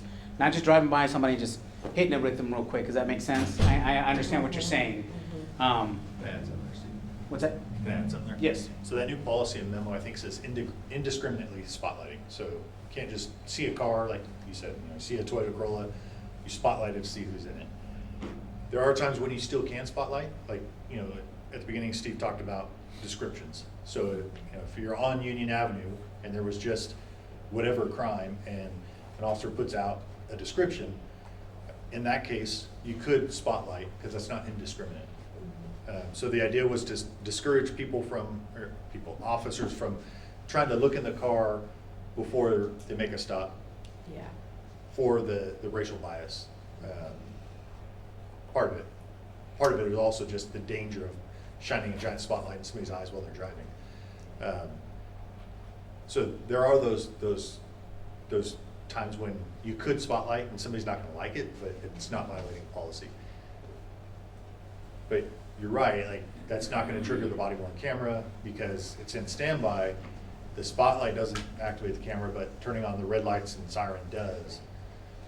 But that is still a policy violation, so it would fall through the personnel complaint process or even an internally initiated investigation where then either an IA investigator or the supervisor would go out and look for either look for witnesses or like surveillance video to see if this policy violation did happen, and then it would go the disciplinary route. One thing I want to add too, Steve talked about the BWC audits, body worn camera audits. So those randomly pop up. On the random ones, the supervisor is looking for anything, right? So he might see that, you know, the officer isn't using his camera right. He might see that the officer's expressing some bias. You might see any number of things. And the expectation is that during that audit, all those things are addressed. But we also have the RIPA now too. So that would identify outliers based on that data as well. The Racial Identity Profiling Act. Yes. So basically, for every detention we do, we have to complete a RIPA. Keep in mind, with the body worn cameras, it goes back a minute. So when you're doing a traffic stop and you do that spotlight, and now you see whatever you're gonna stop, you're gonna turn around, get behind it, and now you're gonna activate your lights. Your body worn camera, whether you like it or not, goes back a minute. And then that's automatically in that. It doesn't mean that it didn't follow them for a whole nother minute, because there's other ways that people can do things. I'm sure if you're trying to be nefarious, you're gonna, well, there's a will, there's a way. Okay? Okay, Kathleen. Well, I would say I helped people do complaints for the last 8 years, and a lot of people wouldn't believe you when you say that maybe you don't see it, but they have stories of their child with a fancy car, a brown kid or a black, and they get stopped more than once, and for no reason, and they never get nothing gets done. It's just we stop them and then they're fine. Other time, there's another one about, what about bias about gangs? Because people, just because they're brothers in a gang, I know many stories about too, where people have, you know, been, over and over the police would come and say, we know you're probably in a gang. Or they say, I mean, and I know these people are telling the truth. I mean, and I've helped, you know, so I just, that's. Without having all the facts, I would not be able to weigh in on that. Yeah, I'm just saying that's something I'm concerned about. I Sure. understand you can't answer. Oh, I'm just absolutely. saying that, but I mean, and these are people, some of them are like, they're very reputable people. And Okay. they saw this happen to their grandson. Or their, anyway, I'm just saying that there is, it's a very complicated thing. I used to teach people from all over the world English. And I remember one story, I had West African people who, the man, well, he's a very polite man. Suddenly he's snapping his fingers at me in class. That's how he raised his hand in his country. you know, you thought maybe not yours. This was not South Africa, it was West Africa. But anyway, I'm just saying it's very complicated. I could have gotten angry, Sure. because, but I mean, I had enough training that I didn't. But I'm just saying that I think that officers, for whatever, I mean, I don't know how they can explain it. I've never heard anyone give a real reason why they kept, this person got stopped more than once. He Mhm. never got a ticket, anything. But the family feels it was because he's from a poor neighborhood, he's brown, and he has a fancy car. So, and I mean, I don't know how that would show up in your things unless those people keep complaining. Okay, and I understand that concern. That is a valid concern. If that's what's happening, then I understand that. And what we also look for, right, is we also look for trends. So when we have these people reviewing these body-worn cameras, if a trend starts to pop up, that's part of what gets notified. It's part of what gets triggered to the supervisor to find out what's going on with this trend. Why is this happening in this area repetitiously with, well, let's say, this individual? We said he got stopped more than once. What's going on? And then my question, and I'm not posing it back to you, as a supervisor, I would ask, well, 2 different officers stopped you, so something's got to be going on, right? So we got to look at it from both aspects. This person's upset that he's being stopped, but you have to look at it from that aspect too, right? So we got to meet somewhere in the middle here. Somebody's causing something where they're getting stopped multiple times, but by different officers. Not the same officer, but multiple times by different people. It might be the same officer too, I don't know. Fair enough. Okay, Tabitha? One thing about this policy is more of awareness of bias, because we all have bias. So being bias-free is not a human. Not realistic, right? It's not realistic human. I mean, we're all of our opinion, we don't wake up every morning like a baby deer, we're like, oh, what a fresh new world. No, we've got, our life view is always through our life Absolutely. experiences. So, you know, I would, you know, so saying bias-free is a very hard, there's not able to accomplish, but being aware of your biases so that you don't have to. That is something that we absolutely teach. So we talk about it like we're doing now. It's very personal, and some people don't like to talk about it. But it has to be out there. For you to be aware that you're biased, we have to be able to be free thinkers and talk about it, honestly, and have an honest conversation about it. If you're biased about something, maybe you had a life experience. Maybe you read an article. Maybe you've seen something you thought you could identify, and maybe you were off on it, right? So when I grew up, the kids, they still sag, right? But when I grew up in the early 90s and late 80s, it was baggy clothes and breakdancing. Breakdancers were like the scourge of the earth. I mean, they did turn into taggers later, which turned into gangs, but that's here nor there. But at the time, when I was a kid, I was mad because we walked around cardboard and boom boxes, and we just want to battle it out. But people are like, nah, you out here causing problems. Like, well, we doing? We dancing on the street. We're not bothering anybody. But that bias can happen, absolutely. And I think that you're honest with that when you're saying that you do need to be aware of it. I'm aware of my biases. I'm aware of the issues that I've had coming up, growing up, being a cop, losing friends, things of that nature. That all shapes your minds. And it's whether you like it or not, you're right. You don't wake up like a baby deer every day. Tiffany? Okay, so my concern is coming from, it's always a personal space, is just like she was saying, we all have our biases. But when you're making life-altering decisions based off biases you haven't dealt with, I have concerns with. Because an officer that will go through a training and say, oh, no, I don't have no bias, or not willing to openly discuss it, I don't want you on the street. Because you don't learn from, you're not learning. You're not kind of engaging in this is, and Absolutely. I'm gonna say this is from a personal Yes, ma'am. perspective for me. Because we know it's there, I have biases, you have, everybody, just like you said, everybody has them. But when they're showing up in your enforcement is where I have always had issues and concerns, and this is where some of the fears come from for my community, because it shows up and you may be making a decision that could cost me my life based off of your either stereotype or discriminatory mindset. I'm not saying everybody has. Sure. But those are some of the, I guess, the fears, and how do you, I'm not saying guard against it, but how do you kind of prevent those people from So coming in? it's not the guarding against it, because you can't, No. right? We're humans, we have free will. Mhm. You can do good or you can do bad, right? So the idea is that we have these steps in place, these audits, these reviews. They're not only are they triggered randomly, but they can be triggered by a person. And just like my lieutenant said, we go through all of it.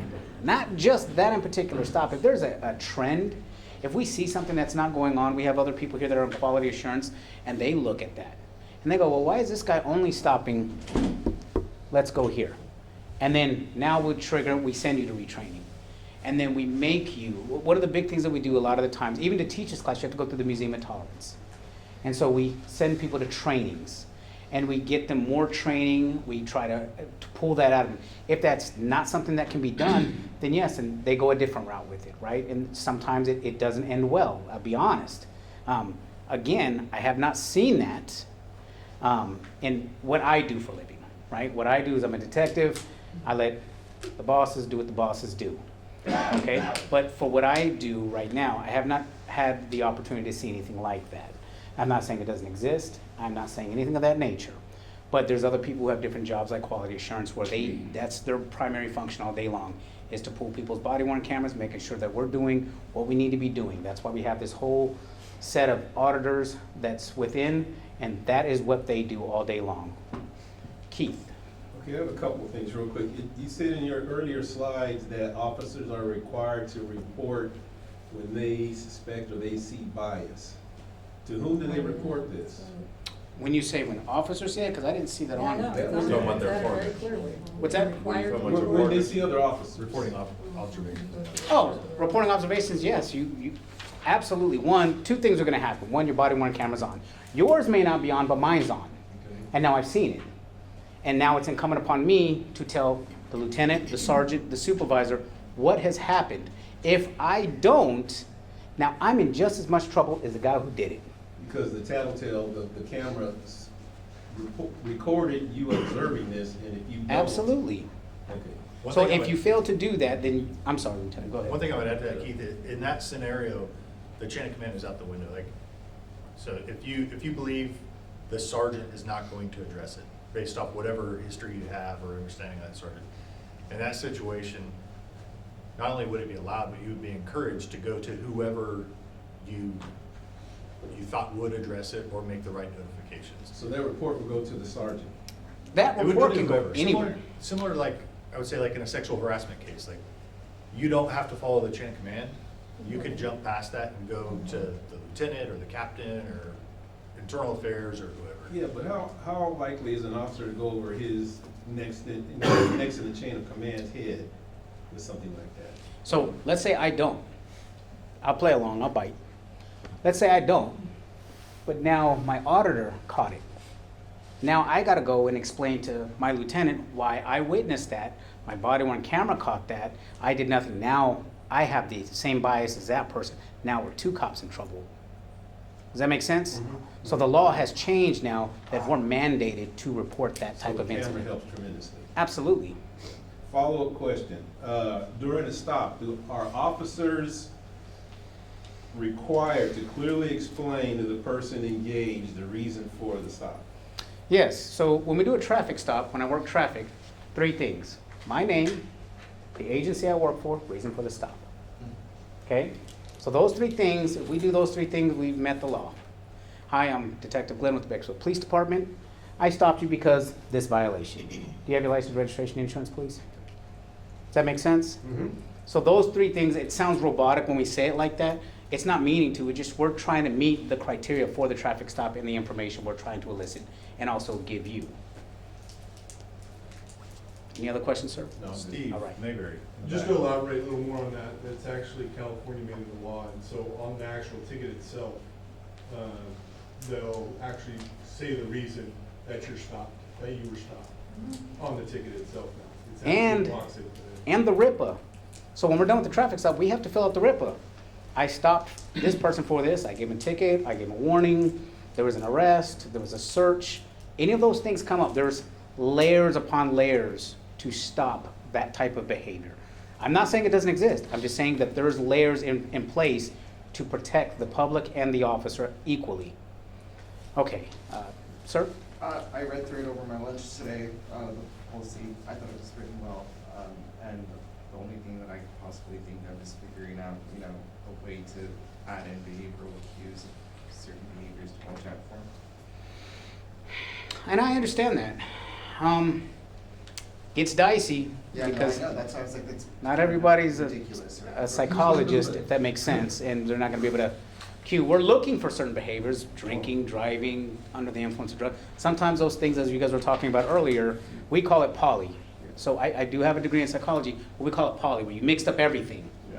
right? And so when you have all kinds of things happening, you have schizophrenia mixed with methamphetamine, mixed with alcohol, what do you pick? What's the poison that day? So, yeah, I wish there was a certain button you could pick for that. Sometimes that's just not realistic. Well, and to that point, though, I was like, that's why it's well written, and I think the right things are being done at this I time. think, Joel, what's easier to identify is the statistical outliers. Yeah.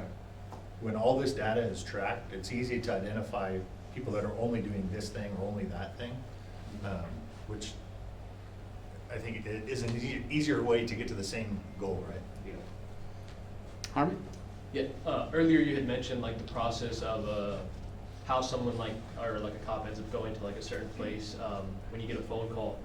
What, I guess, training and audit and checks and balances does like a dispatcher go through, right? Going off like the bias topic, right? Like the dispatcher gets that call saying, oh, like X, Y, and Z is standing outside my neighbor's house. What are they doing?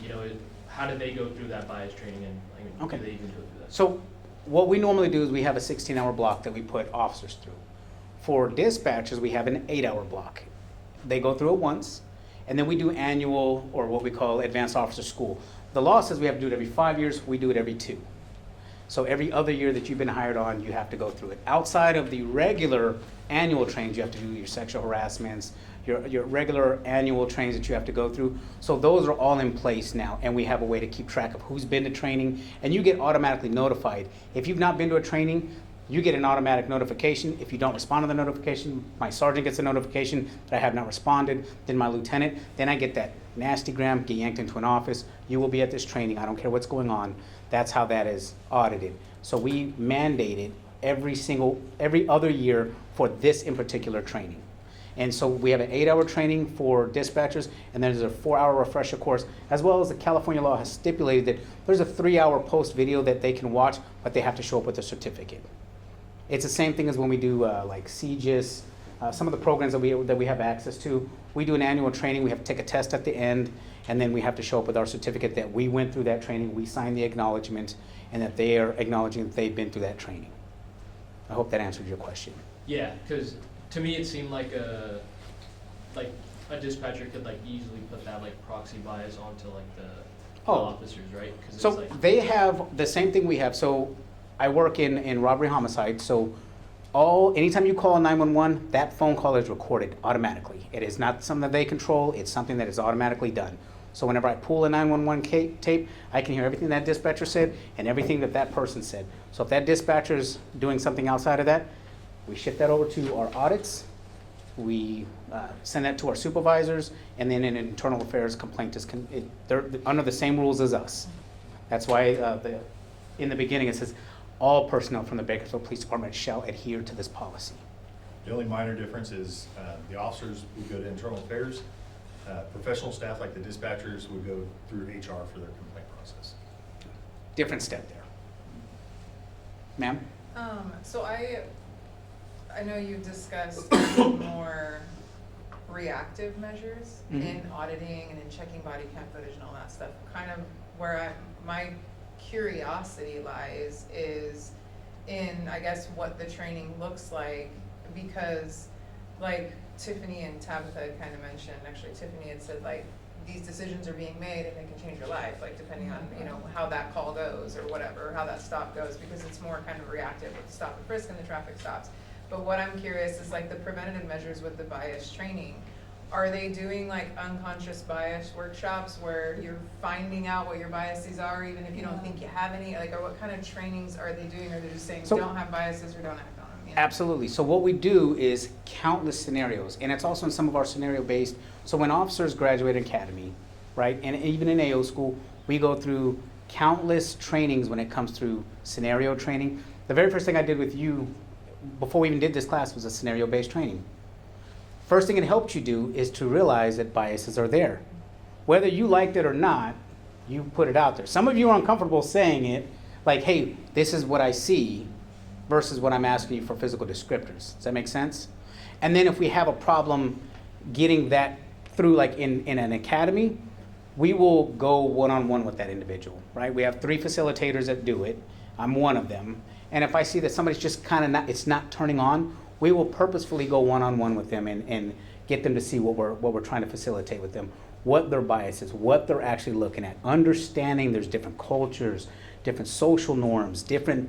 Right, but is that, like, is me not knowing your race a bias?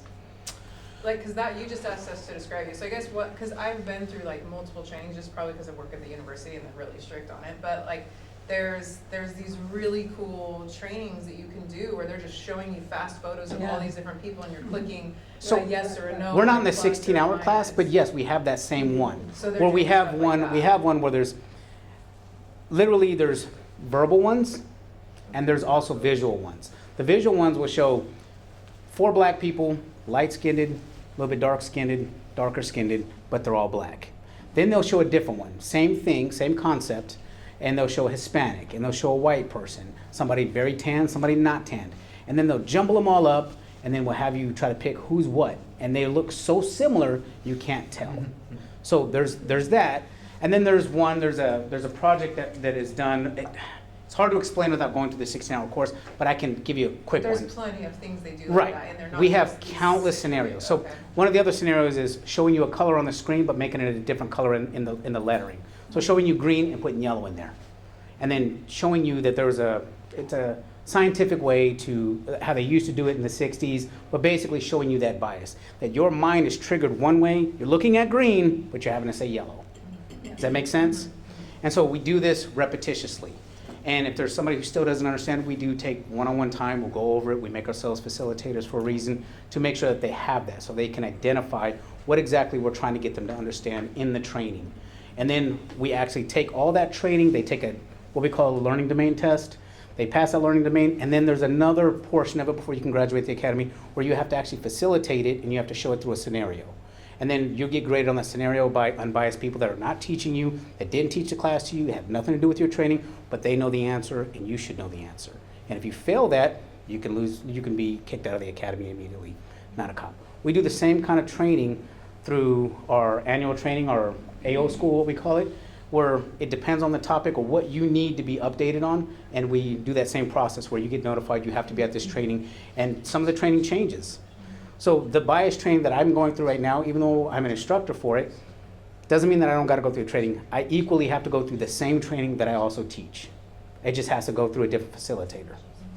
So to answer that question, yes. Okay. Yeah, I was just curious on what the training looks like, the preventative. So it's 16 hours. I can get your information after, and then I can give you that information. I can actually show you what we actually train, as long as it post is okay with it, but we can do that, it shouldn't be an issue, but it's about 16 hours. On the proactive side too, part of that is, or all of it actually, is we try to weed it out all the way from the very beginning through the hiring process. You know, there's multiple steps. There's the background. So if you're trying to get hired and you refer Chuck, we'll go talk to Chuck, and then we'll ask Chuck, hey, can you go to 3 more people that know Lindsay? And then we'll go to those 3 people, and we'll try to go multiple levels to get beyond the people that you know are gonna give you a good reference. And then the craziest psych evaluation I ever did was to get this job. I don't even know what the questions meant, but there was one like, you know, would you rather work on a car with your dad or work in the garden with your mom? I don't know what they're trying to draw out, but it's like 500 questions. And then you go meet with You can look it up, I think it's called the Stanford test. Yeah. and then you look look it at up. the It's- psych doctor in person. So we try to weed that out from the beginning. Obviously, these systems aren't perfect. We still occasionally get a bad apple like any profession does. But I just want to throw that in there. From the beginning, we try to identify these things. Chuck? I like everything you said. I hope it's all true. 3 observations. Yes, sir.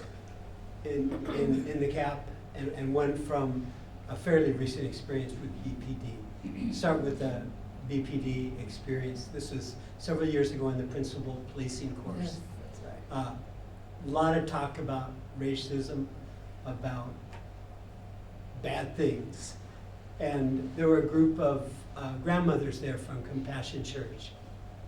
And they started talking about how afraid they were for their grandkids.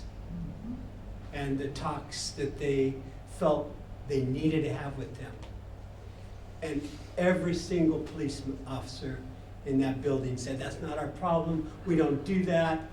And instead of empathy, they expressed disdain. That was deeply troubling to me. In the CAP, an officer, I won't go into the details, but he had a team of 6 people, specialized. And I said, well, what's the ethnic makeup of that team? And he angrily said, I don't know. To me, that is a denial. For white men have a problem with race in general. And for a white man, and then another time, another officer, I mentioned something about racism, and he angrily said, we have no racism in BPD. And so, and this is a place to talk about those things. Absolutely. And when I hear defensiveness on the part of leaders in BPD, it really makes me question not your intentions, not your strategies. They're great, but it makes me wonder if there's still not a lot of closed eye rolling Well, when Chuck, these subjects are discussed. I absolutely hear you, okay? And I understand your concern. I would say this, there's different walks of life and there's different levels of understanding what's going on. So you gotta remember that you have this group of 6. I'm not there, I don't know their makeups, right? Yeah. But would a 21-year-old with no kids feel very comfortable talking to a mom over here or a grandmother about her kids, and he just may not have the experience to do so? I'm not making excuses for him, I don't know the scenario, but I know that I have older kids, and I'm more than happy to talk to people about where this can go, or if you make bad decisions, what can possibly happen, and the experiences that I've had, not only as a cop, but as just a person, that what was not a big deal then is a massive deal now. Everything's captured on camera, don't do anything silly on the internet.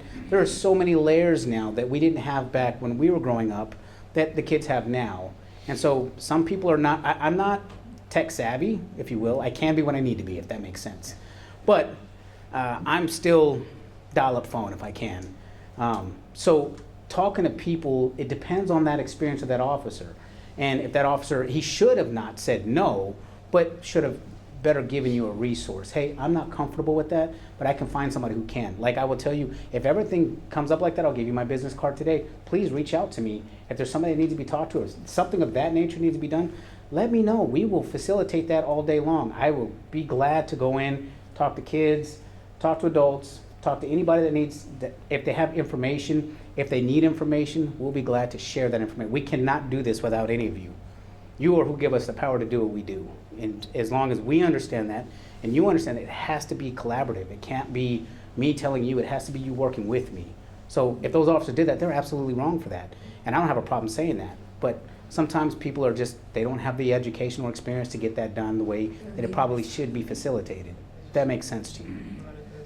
It does, but it happened, you know, the chief was here, the chief was here, everyone was here, you know, and. Sure. And I mentioned it to one of the leaders later, and they just said, well, some people are just that way. And this is a very responsible person that gave me that answer. And so my point is, and you said it, police officers cannot be that way. No, I believe that. You should not. I 100 believe that. I can't do anything without the power that you give me. So my power only goes as far as my power only goes as far as you allow. I give you power and prayer. Sir, last but not least. Okay, so, and Jabre, I don't have my name tag, but, so pretty much a lot of what I wrote was answered, great about the training, because that's what I kind of wanted to ask. But then as I read through, I see that you guys actually have incorporated role-playing scenarios, other learning mechanisms. So, I'm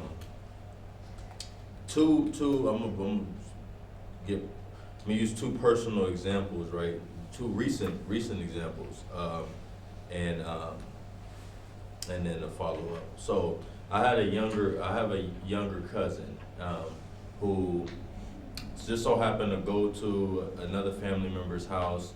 This family member was, I guess, engaged in something that merited the police coming with guns out, you know, unbeknown to them. So, you know, my younger cousin comes to where I was at after, you know, the incident. He gets away. You know, he's just talking, and I was kind of in a difficult position because his mom was right there, and I didn't want to overstep or anything. But he makes a statement and says, yeah, and it's this 11-year-old kid, you know, so I'm pretty sure he hadn't experienced too much of this. But like, yeah, you know, they came with the guns out, but they came with the guns out because I was black. You know, if I was white, you know, they wouldn't have came in here, you know, and immediately I'm like, man, where did he get, like, where did that come from? And so I just kind of stayed silent, let his mom, you know, console him, and then later on the other night, him and I was talking. He knows similar work that I was doing, and I took that moment as, you know, hey, Gage, like, what made you think that? And then we kind of like wrapped around to, you know, me explaining that I don't know what this person was doing, but it was something that happened externally to you that led to it. So the question I would have, like, in regards to the school, you guys do a lot of outreaches. Like, is this a part of that education, you know, component? Because, you know, like, this 11-year-old child, his mom stand up, not involved in anything, so I know that she's not pumping these biases in him, but he feels that way for some reason. So, you know, I like the accountability, the layers, you know, the audits and everything, but, like, what are we talking about bridging a gap? Like, are there steps to bridging? Absolutely. So obviously we know we have school resource officers, right? And we have many outreach programs through BPD. Just with PAL alone, we have so much that goes on. Even, I don't talk about it a lot, and I live on the west side of town, away from where I coach at. I coach at my alma mater, which is West High. And it's a little bit rougher now. So we do have outreach, and I don't normally tell my students or my kids that I coach that I'm a cop. They usually figure it out on their own, but they figure it out later. And I can tell you in the job that I do, and I can't speak for every officer. You got to teach on an individual basis, right? So with me, outreach is 98% of this job. 2% of it is solving the crime, 98% of it is the outreach. I tell you that I can't do it without you because the outreach is massive. If you don't feel confident to tell me what the problem is, then I can't fix the problem, or we can't work on the problem together. So when we do this, most of our cops are either doing things with special needs, they're doing things with outreach that we don't talk about. Like, nobody knows that I really coach at West. Obviously, my lieutenant does because I do moonlighting chits, and they have to find out my second employment, but they know that I travel across town, I go to the area I grew up in, and I make sure that those kids know that they're not by themselves, and there always is something to do that. I am not the only cop that does it. As a matter of fact, my chief has done it. Chief Martin did it. There's so many people that do it. My captain in the back is a referee, so there's been times where I don't like a call that he's made on the field, and I'm sitting there, and I kind of bite my tongue because I'm like, oh, my captain. But it's so it's all intertwined in that outreach. That 9 times out of 10, I think that we probably need to do a better job in explaining to people that we are cops and that we are there for their benefit. And we fail to do that because sometimes people don't accept that we're a cop readily, if that makes sense. So, sometimes people get that. But yes, there's countless outreach programs with that. I can just think of off the top of my head, I do Jack Frost, I do Golden Empire, I do Kern High School District, and I'm also involved in our church. That's 4 just from me. And I would say on the shallow end of what a lot of the folks out here do. Yeah. So yes, there is outreach, but 9 times out of 10, we just don't tell people that we're cops just because we're kind of private with that. Yeah. And maybe that's a fault on ours, that we should probably express that a little bit more. We just kind of keep it private, if that helps you understand. I'm sorry, ma'am, go ahead. So how long do you think these outreach programs have been in effect? These outreach programs, I can't tell you how long PAL has. I can tell you I went through DARE, 80s and 90s. I also had a school resource officer, which was Celadon's dad at West High School, from the early 90s to late 90s. We're doing it now, so in my 44 years, probably all of my 44 years, and I'm sure that we've done it before that, before I was around. Well, I have a follow-up to Yeah. this. My follow-up is, we have been doing these outreach programs, and we're still having these issues coming up currently. So what I'm saying is as great as those outreach efforts are being, I think we really need to think out of the box in how we can really meet our community so that the 11-year-old boy isn't saying those things. And I don't disagree with you. So that's what I'm saying. I'm not saying that we haven't done enough, but I think Different kind of I'm way. saying that we have to think, because this is, I am middle-aged, so I've had a little more years in Bakersfield, and this has been I've lived in Bakersfield all my life.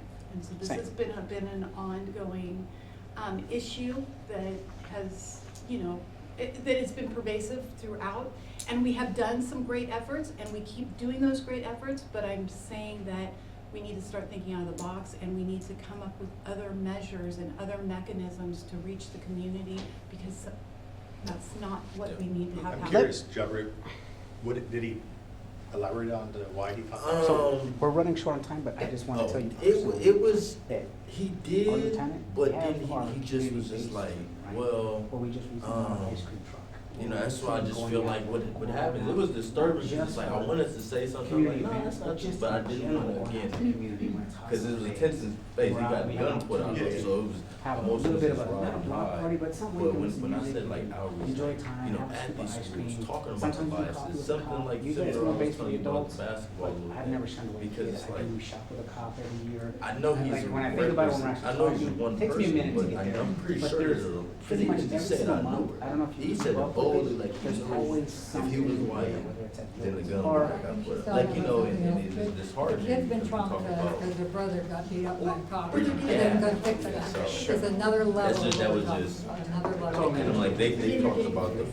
The kids. policy, I'm like, well, what about a real life example?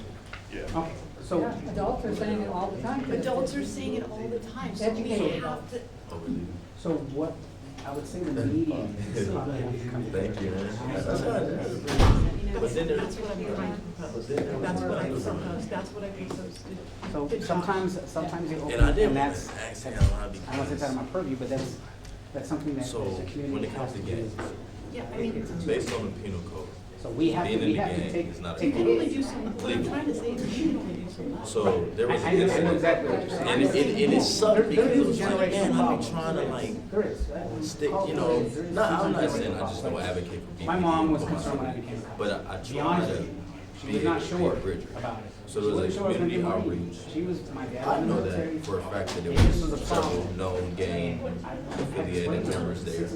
But But in this sense, they was strictly doing outreach. I wouldn't have been there if it was nothing, if it was something. hard to get away I from. knew that they were And doing you strictly can't- outreach. I was Your there, I experience personally, does not go away. you know, was there to just help. because time has changed. And then My mom CBD is pulled up. locked in that, and sometimes she has these moments, Six and I have to cars. explain to her that this is Kind of what's parked happening. off to the side. Sometimes. And how I interpreted it was like an intimidate, like, you know, because there's cases that I've done outreach. And she doesn't get the reached full out to story, officers, and like, hey, we she probably just need a gets visible snippets and presence. the sound bites, and This was she's kind upset at the world. of, wasn't one of She those doesn't understand situations. what's going on, and when I kind of, But you could sometimes tell the it was like education a is, form this of intimidation conversation in it. is what like, I do a lot but with then it her, just, having the conversation, that's not what's happening. This it is what roused, it's like happens. having a jar of bees You and, need to do your own because research. now you got all these people that don't worry about outreach now, Yeah, their whole okay. focus is But solely generations, on, sometimes man, things have happened, you can't do nothing good. It's just trauma. So it's like those things, it's I know, that's, but that's. I don't know, what I'm I'm pretty trying sure to- that, I mean, the thing that popped in my head, I'm like, well, they must be Listen probably to looking at and like not some immediately, monitor like or Chuck said. something, that got a group of, We- but then again, you know, so, And I mean, I was in it's there. those situations that it's like, And I wish you still we did. talk about,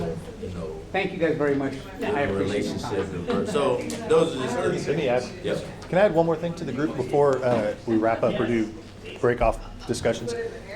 So I know I threw some stuff out and Steve did about audits and inspections and the hiring process.